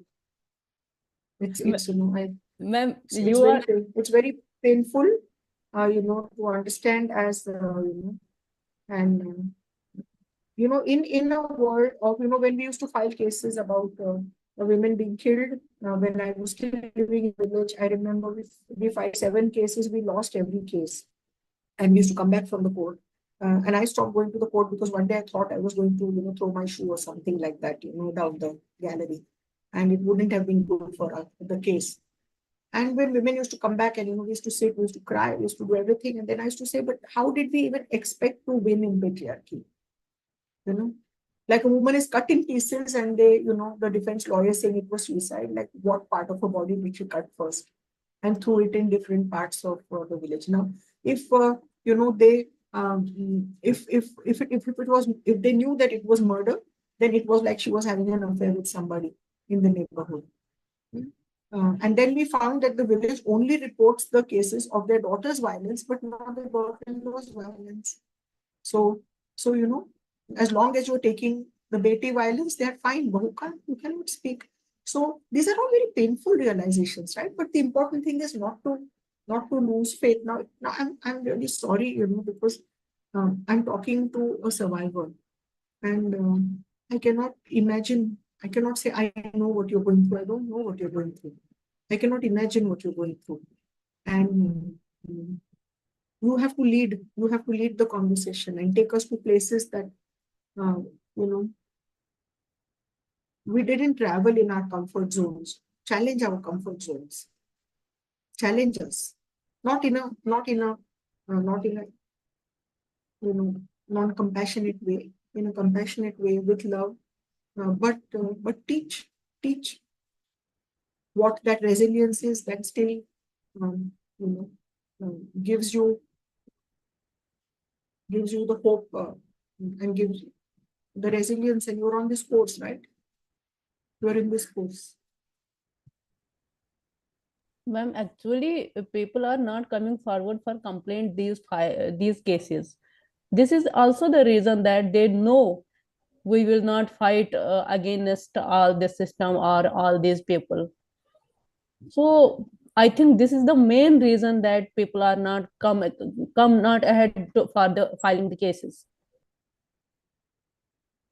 And the police don't take cases because they say tomorrow, you know, you will go back to your husband. So look at the cycle of domestic violence, right? You are invalidated at home, you are invalidated with the state, in society. Yeah, I think we should also read Flavia's autobiography. Nearly 15 times she went back. She came out after extreme violence. She had to go back mainly because she was less educated. She had she was old SEC, or she did not have money to feed her children, or she was already pregnant and then she had miscarried. All sorts of extremely horrible things were happening with her. The moment she came to women's organization and she knew that it is going to be a hard way to rebuild her life, but at least she has somebody to support, because she went for confession, she went to the church, she went to the relatives, she went to the social workers and counselors. All of them, they analyzed the problem, but nobody was ready to do the hand holding. While in women's movement, what she got was it. So over last 30 years, all those who have come in touch with us, we can't say that any of them have gone backward, whether it is in terms of education or employment or even small little house in their own name. You can see, and I meet all those women who had come as a survivor in 1980, 85, 1990, and now they are the ones who are helping others. So I think what Dr. Manisha repeatedly told us, that organizing, collectivizing, handholding, solidarity, support, that's the only way we can come up. Because we have all other forces are against us. State is against us, legal system is against us, community is also full of patriarchal biases, relatives, kinship network, on-laws, all are there. The only thing, as Nirmala Sate has written a beautiful song, Sangathan ki dhal, ekta ki talwar, hum haath mein lenge, we are not going to be afraid of anybody. So that's the most popular song we have. And that always energized us. No? So I think solidarity is the only solution I can see when we are faced with like such a major violence in our personal lives. I think there was one more hand also. Yeah, Nikhat. Yeah. Yes, thank you, Ishrat ji, and also Vibhuti ji and Manisha ma'am ji for like answering the question. And we have one more question in the chat, in the Q&A box, right? So the question is, one of our participant, Amrut ji has been working in public health. So he's a public health person. So he wants to ask how we can contribute to reduce or to eliminate the gender-based violence other than like creating awareness. So the question is particularly directed to his field, and he further says, be it man or women, they won't open up or reveal their point of view when we ask or have one-to-one interview with the participants. So what is your view on this? So one of the demands that the feminist movement has been raising is that recognize violence as a public health issue. As a human rights issue is much easier to recognize, but a public health issue. Now, why is it a public health issue? Because public health, it shows so many of the characteristics of what is a public health issue. It has a particular trajectory, it has different impacts. It happens during certain times. So I know that women who are living in the United States also will talk about, how the violence increases on the day that there is a phone call from the in-laws household, yeah, or during festivals when family gathers together, or when joint families meet together, or a particular relative comes. So there are particular triggers that are known. Also, we know that there are certain syndromes. So every time I tell the doctor I fell down the stairs or I knocked whatever, how is it that the clavicular bone or certain how are certain bruises distributed over my body? How come I always have a black eye?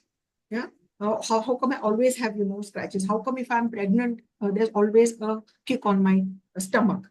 Yeah. So therefore there are certain patterns. We know that at night there is much more risk of homicide or suicide. So there are patterns, and we also know the impact on the person is not just immediate, though there is immediate, there is physical, there is psychological, there's a lot of, but there's also a lot of post-traumatic stress disorder.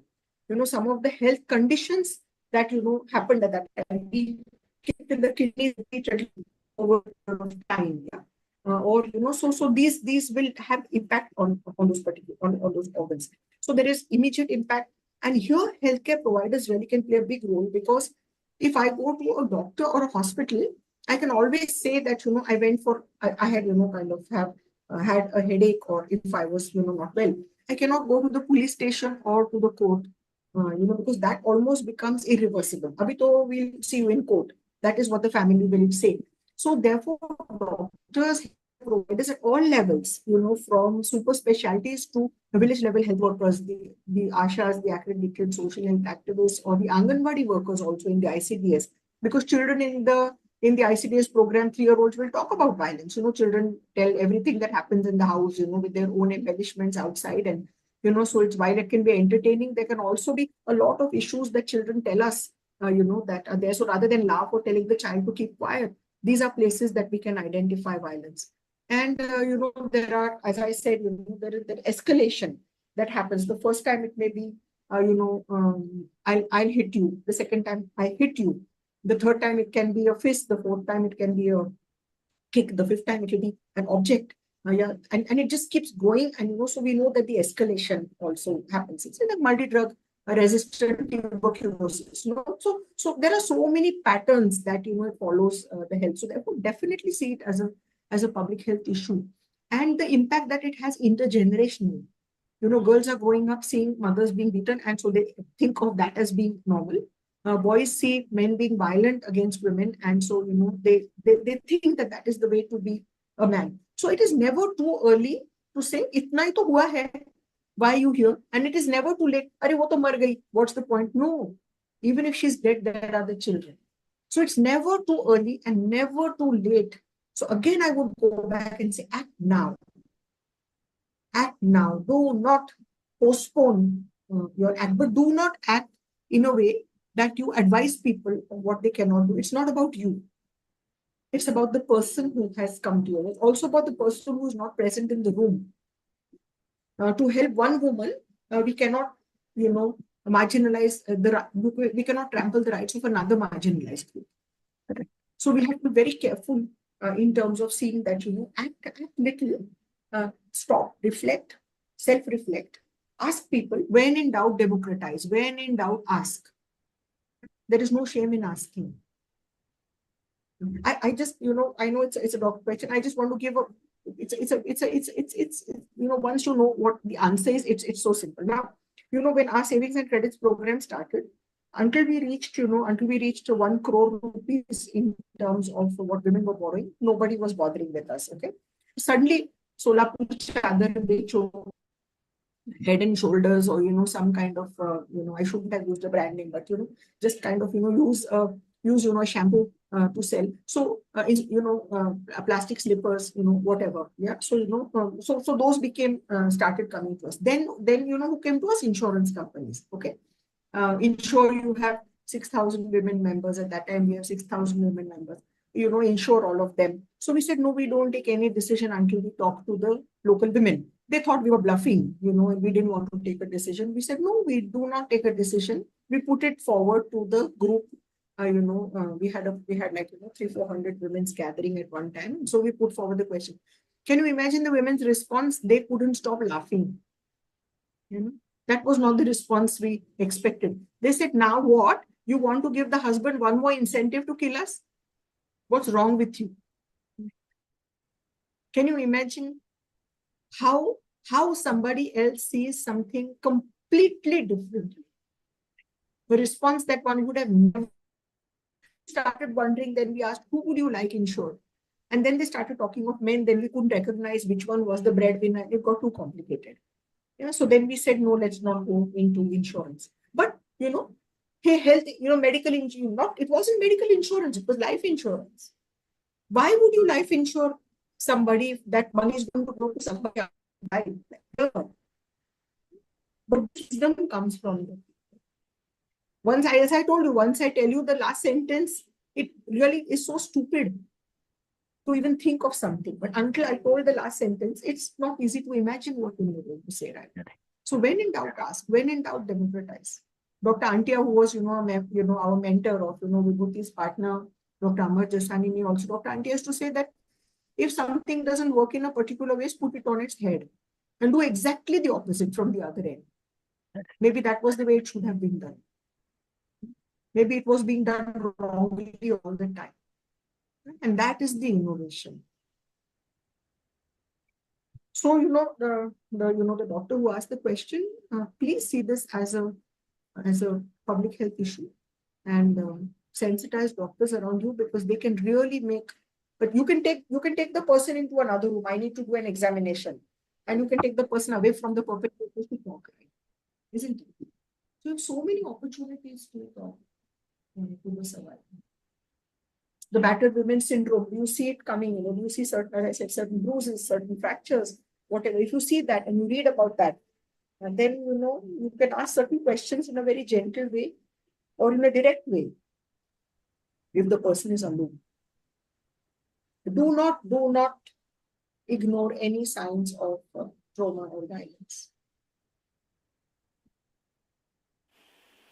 Yes, indeed, ma'am. Absolutely. We need to create an environment, friendly to the patient so that they can share their, like all the experiences that they have so far. So, yes, I guess we have covered almost all the questions, and I guess we are not missing out on anyone. And if we are, Excuse me, yes, yes. Yes, yes. ma'am. Yes, this is Dr. Namrita from Karnataka, and I'm working on gender-based violence, especially how to take action against it by the healthcare providers.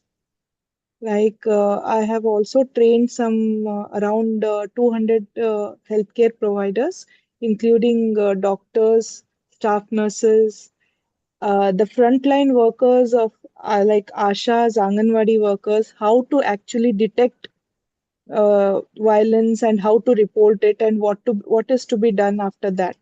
But then, as Madam was saying in the last sentence, like the doctors have to actually suspect and then try to take action. When I conducted the training sessions, there were a lot of views on it. Like they were like, why do we need to actually do it when basically their problem is like once they report a case, the police wants them to go on and on, which is a headache for them. First of all, they have so many national programs to be run and all those things. And after that, again, if we report some case, then they have to actually run to the court and to the police station. So they basically don't want that headache. So how to tackle this situation? So what answer can I give them? Singly is it's difficult. Even when I was talking about Vibhuti, or even my home, it's tiny homes. We couldn't like we could keep one survivor or one inter-caste or interreligious couple that had eloped, or a Karyakarta was thrown out of the house and who didn't have anywhere to go. But you couldn't keep 10 survivors, and that's the reason why women feminist NGOs got formed in the 80s. We needed a table, chair, we needed stationery, somebody to be, and who could take the option of sitting there for 2-3 hours? It couldn't be the poorest among us, right? It had to be the privileged. So then they could not give those 2 hours voluntarily. You required a tiny salary, and that organization started actually doing intervention related work. So even here, what we really require is that all the healthcare providers have to be trained simultaneously. So there's one particular person, and the system has to move. There has to be system readiness to be able to. It should something come like a act or something. But one more thing I want to add, the same doctors, when there is a forensic matter, in case of drug or murder or this, they go to court, Why there is a hesitation only to go, not to go to court in the case of gender-based violence? In all other cases, they have to provide testimony, Yes. Yeah, so there they have to go and they think it is part of their duty. But is gender-based violence part of their duty? So here also comes the bias, Yeah, erasure. Trivialization, because many, they have seen violence, they may be experiencing, through maybe their families or they are themselves perpetrators. The trivialization of ye to hota hi rehta hai. What is this? So health system readiness, is there a place to maintain privacy, confidentiality? Are my reports kept safely? Now, even in Masoom, in our counseling centers, if there is any, we only use a number. We don't use the name. The name is only in a register that is in lock and key. And if there is any mental, emotional health issues, that is in another file. Because otherwise that paper will be used to do the woman mad, to divorce her and not give her custody of children. So we have to be really careful. Even if a judge asks us, we do not give anything that violates the confidentiality of our, primary client. Yeah. So therefore, if we are able to give all these, assurances to people, and to not, show shock, or to kind of show disdain, people will start talking. Now, once they know that they can talk to Dr. Namrita. Now, Dr. Namrita will be having maybe 50 people. Then Dr. Namrita, says that there are also these other 5 people. And then again, we have 10. And then we create another 10.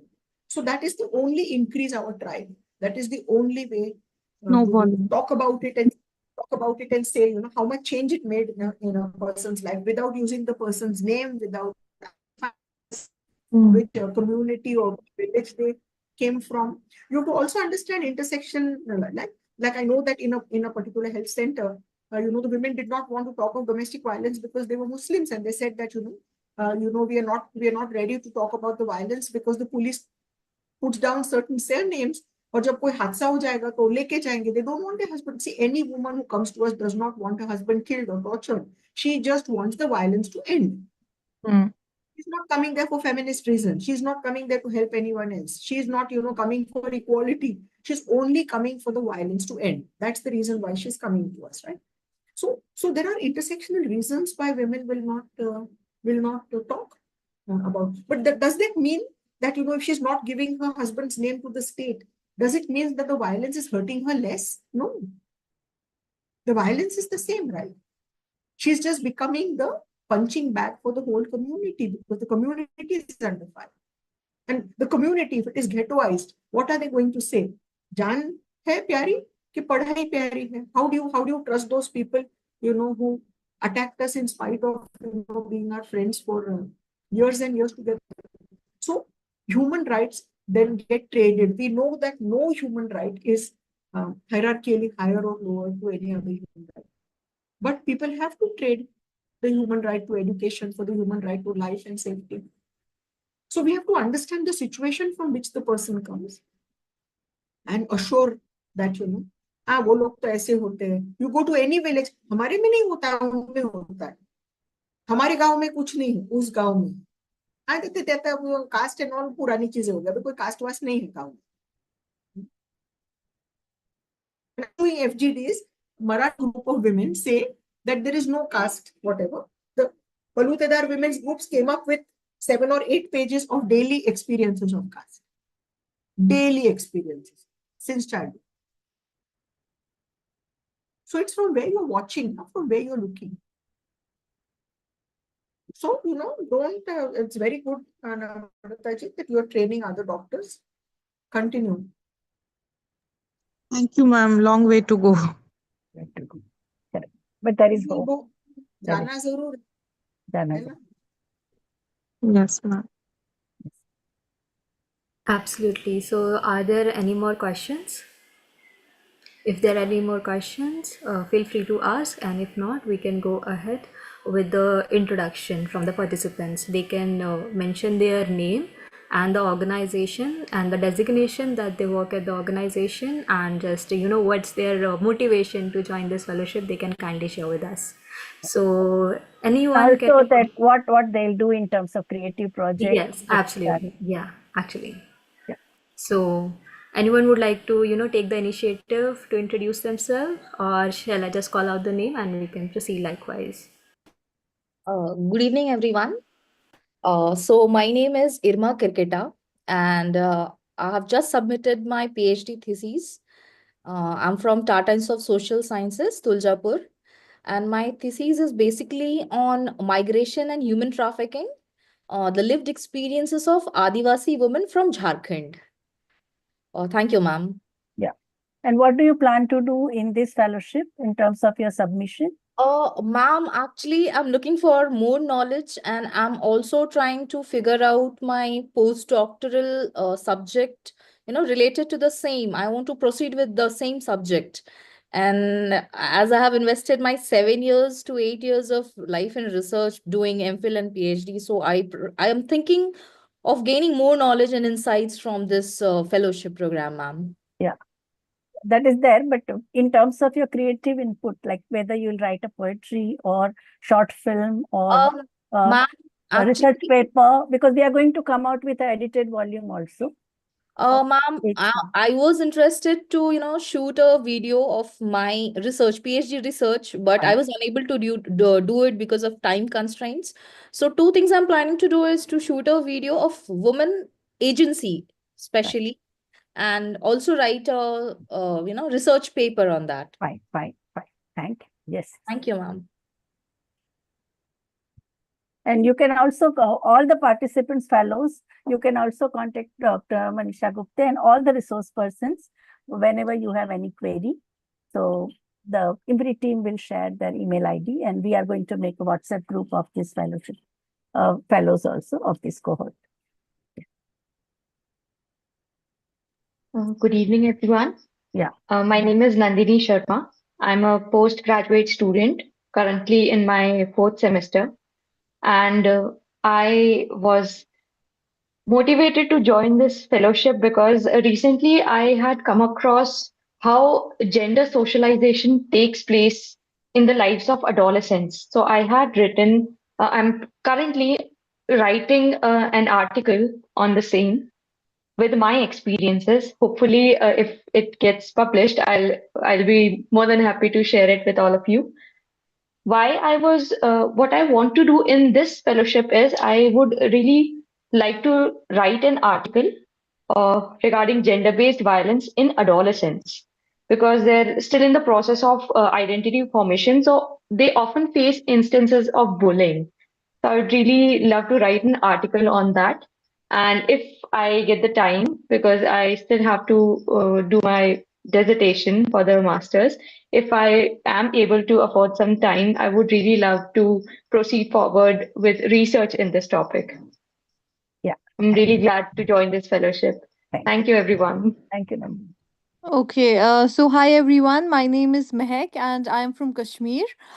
So I've been working on the informal sector and women, and this fellowship really interested me because I thought it would give me an opportunity to look into the gender-based violence that happens within the female domestic helper cohort. So what I'm looking forward is by the end of this fellowship, I'm hopeful to complete a paper that focuses on domestic help sector. So since I'm planning primary data, so it would mostly be about the domestic workers in Kashmir, and I also look forward to writing a blog or something, an essay kind of a thing relating to the same topic. So I'm really happy to be a part of this fellowship, and I had a wonderful time listening to Manisha, ma'am. So thank you so much. Thank you, Mehak. Yeah. Good evening, Hello, everyone. everyone. I'm sorry. Yeah, please go ahead. Yeah, this is Dr. Namrata Kulkarni from Karnataka. I am working as assistant professor in a medical college here in Hubli, in the Department of Community Medicine. Previously, I have been in public health for last 10 years in WHO, UNICEF and all. And now I've shifted to academics basically because I have to stay at some place for my kid. So, and I have a 3.8-year-old kid here, daughter. And then I am working now because I worked with Sathi, the organization actually gave me much insights, and it actually helped me to choose my path or area of work. And I'm now working on gender-based violence and LGBTQ. So I have done one or two funded projects, intramural funded projects on the gender-based violence. As I told you just now, madam, like we have trained the health providers regarding gender-based violence, how to increase the reporting and what actions are to be taken and all. Basically, as I'm a doctor and I feel like there is necessity that gender-based violence it has to be included in the curriculum also, medical curriculum also, and all the in the public health facilities also the doctors have to suspect the cases and come out with the reporting things as I spoke to you. So I'm basically working on that, and in the same field, like down the lane I just want to do a few studies which help me in showcasing the importance of knowledge and attitudes regarding the healthcare providers towards gender-based violence and its uh, suppression, or actually the action what is to be taken. So that is my focus as of now. Very good. Yeah. Very important. Yeah. Thank you. Yeah. Hello, everyone. I am so glad to be part of here. I am Poonam Barhoi. I am from Assam, and I have completed my PhD from IIM Indore in 2023. Post that, currently I am teaching at IMT Ghaziabad College. So my area is organizational behavior, and I have done my thesis was on gender-based violence, where I conducted ethnography with Nari Adalat. Like currently I am at IMT Ghaziabad, and from next month I am joining IRMA Anand as an assistant professor there. So my research focus in the areas of critical management studies, and mostly I use post-colonial feminism lens to study the struggles of humans and humans collective. For the creative contribution, I am thinking for like to make some blogs or some creative output from my thesis. So currently I have published my first essay from my thesis in the Gender Work and Organization journal, which is a critical journal, but it is more of an academic piece. So I want to make it is more accessible so that people in general can also read the work. So I'm thinking in that direction. And yeah, apart from that, I work in gender-based violence and gender inequality topic, and I'm so happy to be part of it. Thank you so much. Hello. Yeah. Hi. Please read Amrita Das's, she can't speak, she has a throat problem. She has So, written in the chat box. so should I read on behalf of her or? Yes. Okay. So I'll start with the beginning. Amrut RH is a PhD scholar from Yenpoa University, deemed University, Mangalore, Karnataka. Proposed in-depth knowledge about gender-based violence since it's a new topic for her. Till now, she was concentrating on health issues. Recently, started working on environment, gender-based violence, etc. Since public health has no longer, since public health has no border, and gender-based violence against men and its impact on physical, mental well-being will be my topic. I have joined the fellowship because I wanted to do more research on gender-based violence, as my thesis is also on the same.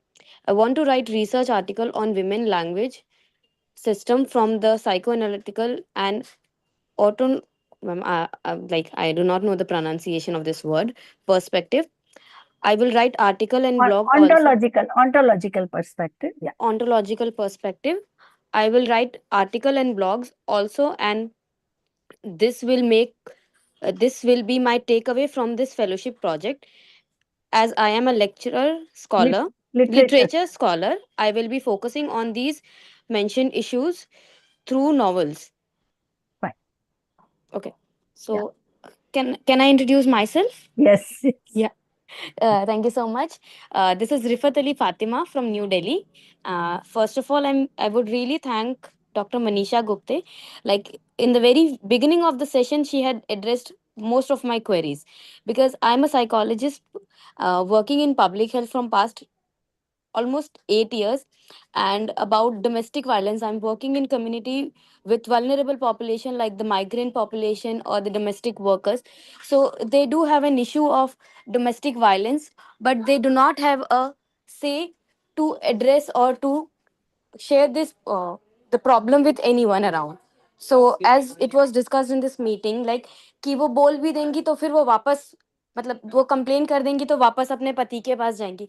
तो because they do not have any, like उनके पास कोई दूसरा रास्ता नहीं है, because we have not nurtured the society in that way. Like companion चाहिए हम सबको, but we do not know how the companion has to be. Like एक physical structure is there, and I would not say about any community, but in Indian system, it is said that husband is the roof and a woman has should have that roof.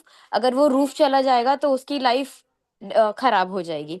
So and जैसे ma'am ने बताया that I had came across several people like कि ma'am पति मारता है तो क्या मेरा ही तो है पति, मारता भी वही है, प्यार भी वही करता है, 2 वक्त की रोटी भी वही. So this is the say of the community, like जो लोग बहुत बुरी कंडीशन में रह रहे हैं, खुद डोमेस्टिक वर्क कर रहे हैं, हस्बैंड को वो खिला रहे हैं, husband is a alcohol abuse, मारता है, पीटता है, but this is how people.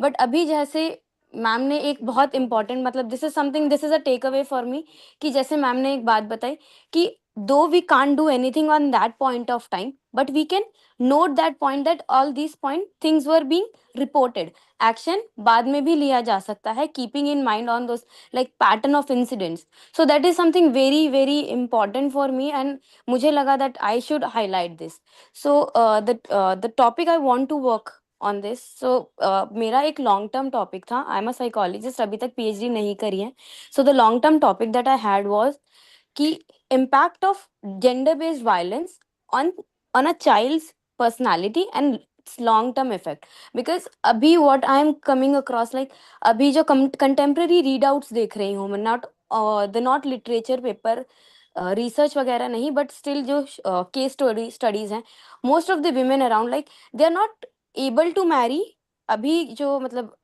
जो contemporary state of women around है कि they are not able to marry because they have seen their mothers they have seen the elders of their family that कि mother को वो say नहीं मिला है they have कोई window नहीं था कोई communication नहीं था so that women अभी जो upcoming महिला है जो औरत है वो उसके पास ना वो चीजें नहीं आ पाई हैं and she is being afraid of that so I want to highlight that I want to explore that section अभी it's a very beginning of the thing but I'm sure with discussion with panelists आप बहुत मतलब आप लोग बहुत अरसे से काम कर रहे हैं so I'll definitely get an insight and I would like to explore this topic and थोड़ा intervention like how to because इस तरह का डोमेस्टिक वायलेंस या जेंडर बेस्ड वायलेंस या किसी भी तरह का वायलेंस एक जो बच्चा होता है उसकी मानसिकता पे बहुत असर करता है and not only at that point of time उसके future like they are studies that shows evidences that अगर if a child is like उनको directly abuse भी नहीं मिला है because but they have witnessed on someone else so they have a tendency to have a picture of frame and उनके अंदर खुद वो apprehensions होते हैं so I want to work and explore that topic and I know it's a very huge thing but like I'm thinking कि आप लोगों से सीख कर I'll be doing something with that thank you so much for the opportunity and इतना सारा समय देने के लिए thanks Thank you, Rashid. Yes, thank you, Fatima ji. We have one introduction in the chat box, Apurva ji. So she says hello to everyone. She says, I am CEO of QNet Foundation. We work with LGBTQIA plus community and marginalized women. I'm looking forward to understand gender-based violence beyond gender binaries and ways to prevent it in order to create safer and inclusive society for all. Yeah, so she says that. Neat foundation. Yeah. And now we can move ahead with Ruchi Jain. Ruchi ji, you can share your introduction now. Yeah, hi everybody. I am Ruchi Jain. I'm an architect, an interior designer, and an artist. Currently researching digital technologies in Indian retails and supermarkets. My work explores how technology shapes consumer behavior, retail environments, and systematic, efficiency in commercial spaces. While my primary research focuses on digital transformation in retail, I strongly believe that technology, design, and digital platforms can also be leveraged to create awareness, provide support, and drive systemic change in addressing gender-based violence. Domestic violence is not limited to intimate partners. It also exists within households, among siblings, domestic workers, and even in employer-employee dynamics. Understanding power structures in both domestic and workplace environment is crucial for building safer and more equitable spaces. So through this fellowship, my key takeaways will be gaining insights into intersectional challenges and systemic interventions in addressing the global thing, and also exploring how technology, data, and digital communication can aid in advocacy, reporting mechanisms, and community-driven solutions. Engaging within a diverse group of fellows to understand multidisciplinary approaches to safety and empowerment. This is what I aim to learn from this and share and contribute to this important initiative. Thank you, Ruchi. Very exciting. Yes, thank you, ma'am. Can we have anyone else? Durga ji, if she's here, or Rinku ji can share her introduction if she's able to speak. Yeah, Hello everyone. Am I audible? Yes. Yeah, so hello everyone. I am Rinku. This is not my voice. मेरा गला खराब है. I can have a better voice. But my name is Rinku. My pronouns are she and her. I am a Dalit Koi person. I belongs to Delhi and Bihar both. That is another story. But I wanted to during this fellowship, what I wanted to bring also, there is this one poetry that I read by Jacinta Kerkata. उनकी कविता है महुआ चकित है, and it such beautifully talks about the tribal women and the violence she faced in the fields. That really inspired me. And I want to explore, are there any more literature in terms of poetry? Myself is a writer, and I have talked about domestic violence from the lens of a daughter. तो उसके ऊपर natal violence कैसा होता है, और जैसे doctor Manisha भी बता रहे थे कि घर के सेटअप में जिस तरीके का वायलेंस होता है, and like the layer of parent being, in the system of family and household termed as gods and everything, उनका वायलेंस हम किस तरीके से नॉर्मलाइज तो करते ही हैं, but the choice and autonomy of a women and women's body, how that is also negotiated and compromised. That is what I have figured out in my past years of work, through my poetries, through my stories. So I want to talk about the series of poetries घर, जिसमें मैं घर के narrative लेकर आना चाहती हूँ कि घर कैसे is a site of depression for most of the मतलब a lot of daughters, and then like coming from a Dalit family, वो कैसे फिर gender based violence का अपना एक layer लेकर आता है intersectionality का.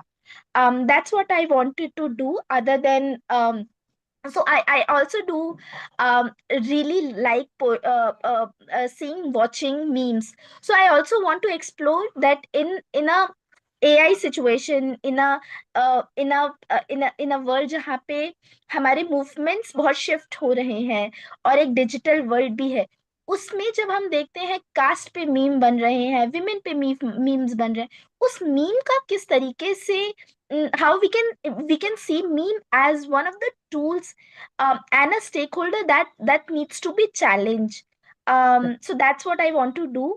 I'm Rinku. I have done my master's in women's studies from TES. Happy to be here, and hopefully we will connect more and more. Shukriya. Okay, definitely. Very inspiring. Yeah.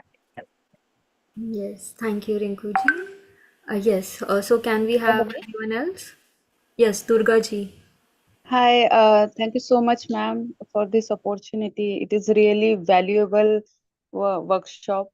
My name is Durga Hule. I completed my post-graduation in social work with specialization in criminology and justice from TISS. And I'm looking for research opportunities. Or from this fellowship, I'm thinking key research opportunities that focus on amplifying the voices of Bahujan women and understanding the structural barriers they faced in accessing justice and support system. Because I have experience while working with prisoners as a student of CJ, that how things started to change when it comes to women, like how the concept of justice change. So that's I want to explore in this fellowship, and I hope this is huge topic अगर हम सोचते हैं तो, but I think with your support and guidance I can able to break it. Thank you. Thank you, Durga. Yeah, thank you. Thank you. Hi, good evening. I am Lydia. I am currently teaching in IIM University. So I teach journalism related subjects, and I've done my MPhil in media studies from Christ University. So I'm at that juncture where I have to do my PhD, and I want to do PhD in an interdisciplinary subject. And so because of that, I am venturing into media representation and gender studies. That's when I saw this opportunity by IMPRI about ending gender-based violence fellowship. So I want to understand more about it, and that is why I thought I will try for this fellowship. And it was quite an insightful session today. And yeah, I just wanted to listen more, and I didn't have questions at the first class itself, but this was quite inspiring. And for my creative side, the creative contribution, I would actually planning to do something on assessing the role of women in cinema collective in combating gender-based violence in Kerala. So Correct. I've always seen that there have been many criticisms against WCC. So I wanted to understand more about it, and so before that, I wanted to understand what exactly is ending, the gender-based violence and all of that, so that I'll be able to understand more about the research topic as well. All right. Thank you so much. Hello, okay, you go ahead, go ahead. Go ahead. Okay. Hi, my name is Paridhi Siksaria, and I've done my bachelor's in journalism and mass comm. I'm planning on doing my master's in human rights and gender rights because I'd like to pursue development journalism. Through this fellowship, I want to talk about FGM, जिसे female जेनिटिलिया mutilation कहते हैं और हिंदी में हम इसे खतना कहते हैं. I believe अभी जो हमारा भारत न्याय in our new law book, there is no mention of sodomy. There is no mention of. There is only, they've clearly stated women. So anybody that does not recognize themselves as from the gender woman, reporting crimes is really. It can be something to navigate through. So. So now FGM talking about it feels a little ambitious, but that's okay. I hope to write a paper on Yeah, important.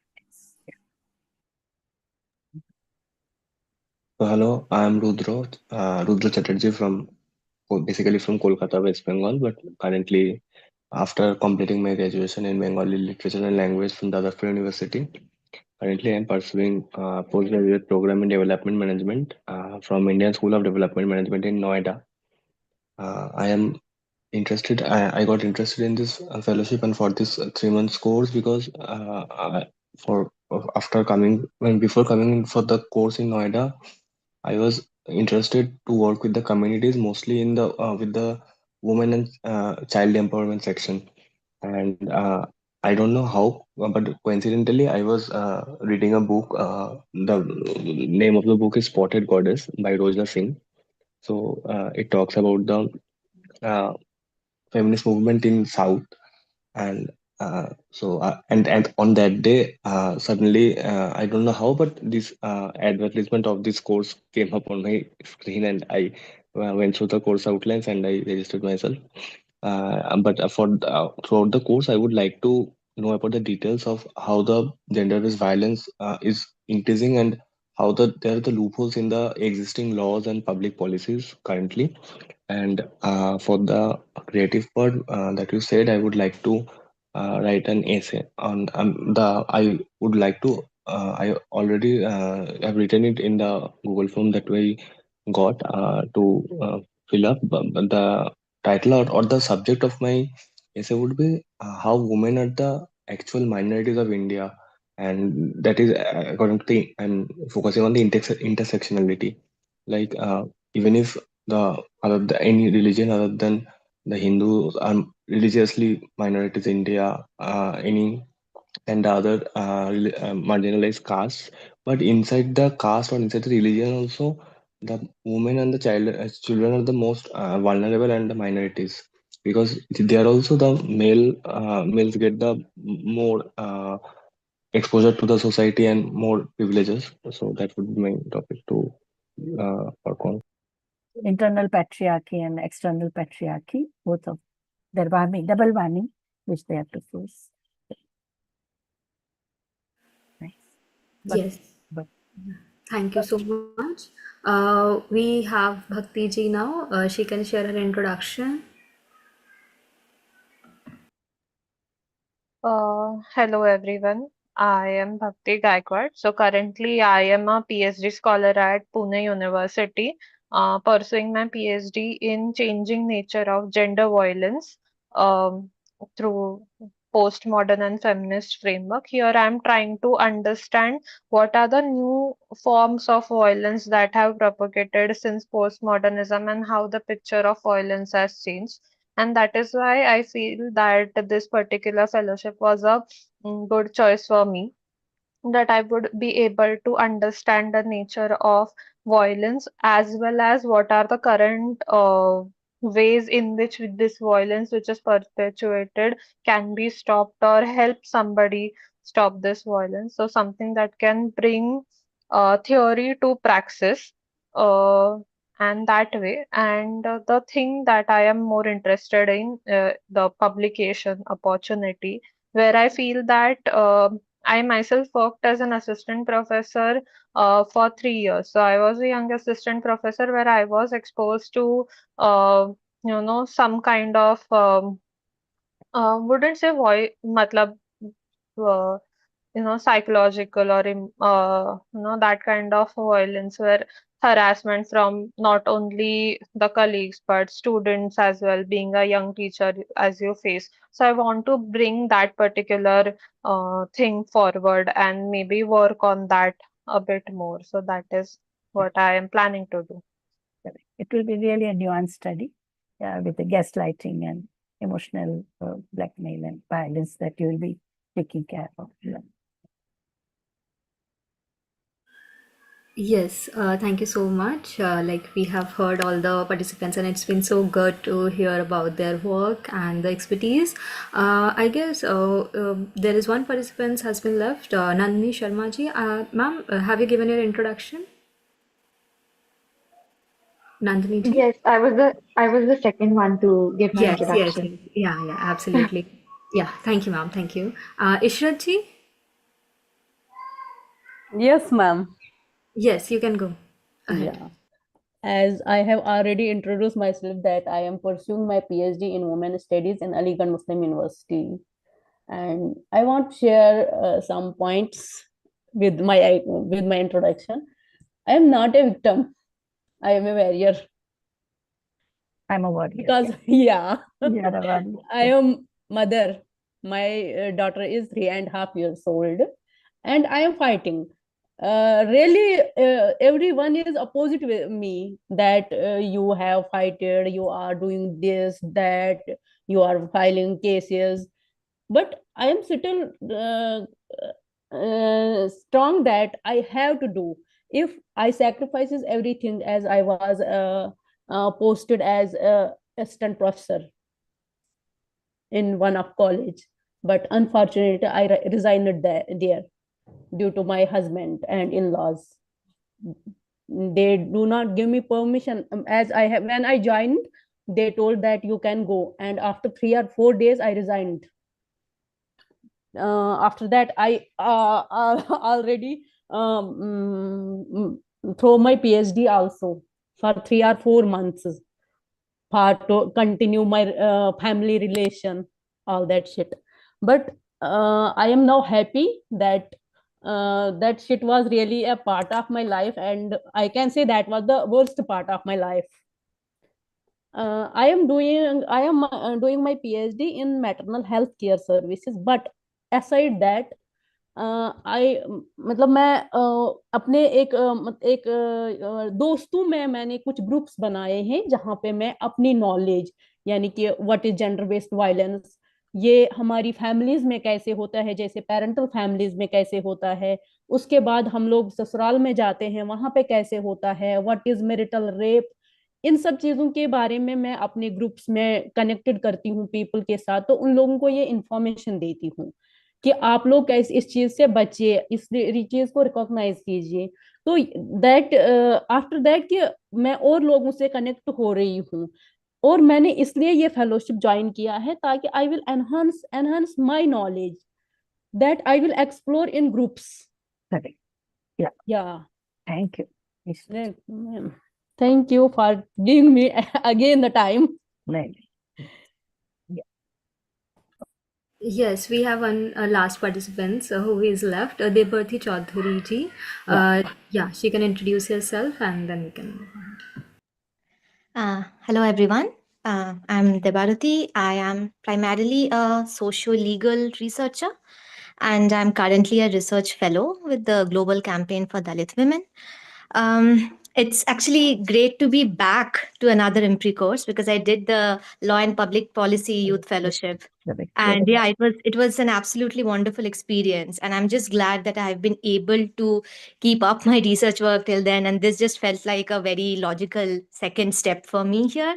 So yeah, and today's session was absolutely brilliant. So I'm eagerly looking forward to the upcoming sessions. Thank you so much. Yeah, thank you.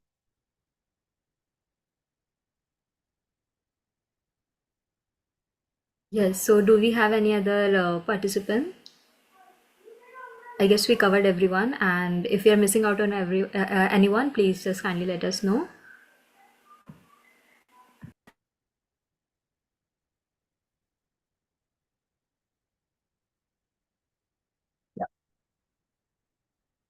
Yes, we have covered everyone, and it was so wonderful to hear you all.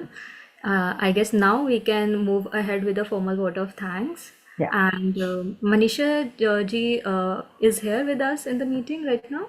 No, I don't see her name. Yeah, it's been quite an hour. So yeah, we have been here with us. Yeah, so she had to leave. No worries. Okay, we can move ahead. Yeah. Yes. So as we conclude day one of Ending Gender-Based Violence Fellowship, I, Purvi Narayan, on behalf of IMPRI, Gender Impact Studies Center, GISC, extend my heartfelt gratitude. We sincerely thank our esteemed expert, Dr. Manisha Gupte, for her invaluable contribution and engaging us in a powerful discussion on intersectional and community-based responses to gender-based violence. It was Purvi? indeed, yes, ma'am. Yeah, sorry to interrupt. I think we missed out on the chair remarks, and I think we can also take few closing remarks from Manisha ma'am as well. I can see Yes, her on the yes, she has screen. joined back. Yeah, absolutely. So we can start with Manisha ma'am giving some final remarks for us for the day, and we can follow up with Vibhuti ma'am, and then you can proceed with the formal vote of thanks. Fine. Yeah, I just want to say that I'm just overwhelmed to be, with such an exciting group with people coming from so many different backgrounds, doctors, architects, researchers, poets, writers, and I think it's absolutely a fascinating group that's come together. And I'm sure that, with all your energies of seeing the world differently, seeing the same world differently will really add more lenses to what happens in, what happens in terms of discrimination in architecture, for example, so many different spaces, homes, how they're constructed, what do women architects get to do or not get to do, etc. So I think, it's quite challenging, and it was absolutely fantastic to have put this course together. So the whole, the team, and, with the very able and, enlightened leadership of Professor Vibhuti Patel, I'm sure that this is going to be a very good experience for everybody. I really wish you all the best and more power to you. Yeah, thank you. Yes, Vibhuti ma'am, you can go ahead with your remarks. Yeah, now. I think after a brilliant, thought-provoking and a highly engaging keynote address by Dr. Manisha Gupte, that nothing is left out in terms of the scope and discussion and vision and missions and future. And also she ended with the hope. So that's very important. And I think despite backlash of violence, women are not just silent victims. They are survivors who are questioning, who are trying to rebuild their shattered life. I think that emerged so well. And I think internationally also, globally also, the example of Gisèle Pelicot, a French woman who was raped by unknown man over 10 years after being drugged to sleep by her husband. And I think she decided not to remain anonymous. She went public, and it has energized so many youth now who were victim of child sexual abuse. No, the 299 children who were abused by the doctor, they have also decided to go public. They said they got energy to fight against such menace because of Gisèle's this thing. So it's a one person trying to challenge the hegemonic power that also opens the windows for so many of us. And I think my favorite poet, Maya Angelou, who was herself a survivor of child sexual abuse, and she was so painfully, extreme form of violence was perpetrated by her stepfather after her mother left her in his custody, that she had lost her speech. It was her empathetic teacher who gave a safe space to her, and she spoke about her experience, and then she took out all her feelings through her poetry. And I would like to read the most powerful poem, one of the most powerful poems that she has written. I know why the cage bird sings. A free bird leaps on the back of the wind and floats downstream till the current ends and deeps her wing in an orange sun rays and dares to claim the sky.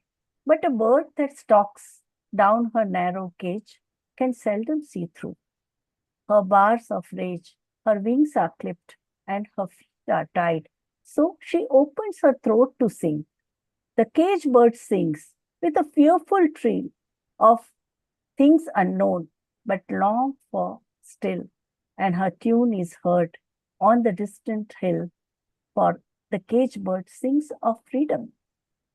Free bird thinks of another breeze, and the trade wings soft through the sighing trees, and the fat worms waiting on a dawn bright lawn, and her naves the sky her own.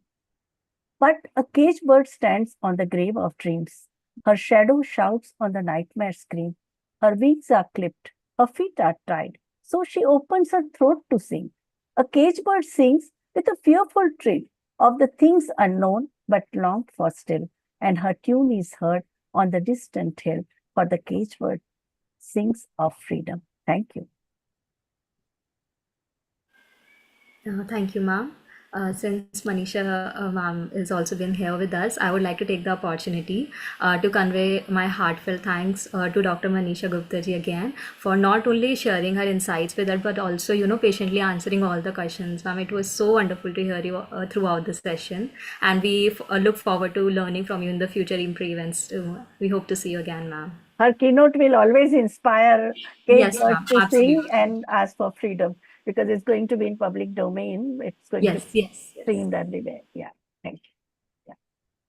Yeah, so I guess we are good to go. Priyanka ma'am, can I proceed with the formal vote of thanks now? Yeah. Yes, please go ahead. Yes, thank you everyone. So this brings us to the end of the day one. We sincerely thank our esteemed expert, Dr. Manisha Gupte, for not only sharing her invaluable contribution, but also engaging with us in a powerful discussion on intersectional and community-based responses to gender-based violence. We thank our chair, Professor Vibhuti Patel ji, for convening this session and for chairing the session. A big thank you to all the participants for their enthusiasm and encouragement and their engagement with us throughout the session. Your active participation and curiosity enrich our discussions and make this a meaningful learning experience for all of us. Likewise, so session readings and resources will be shared via email. A video recording of today's session will be available for reference. We look forward to seeing you on March 12 at 6 p.m. IST.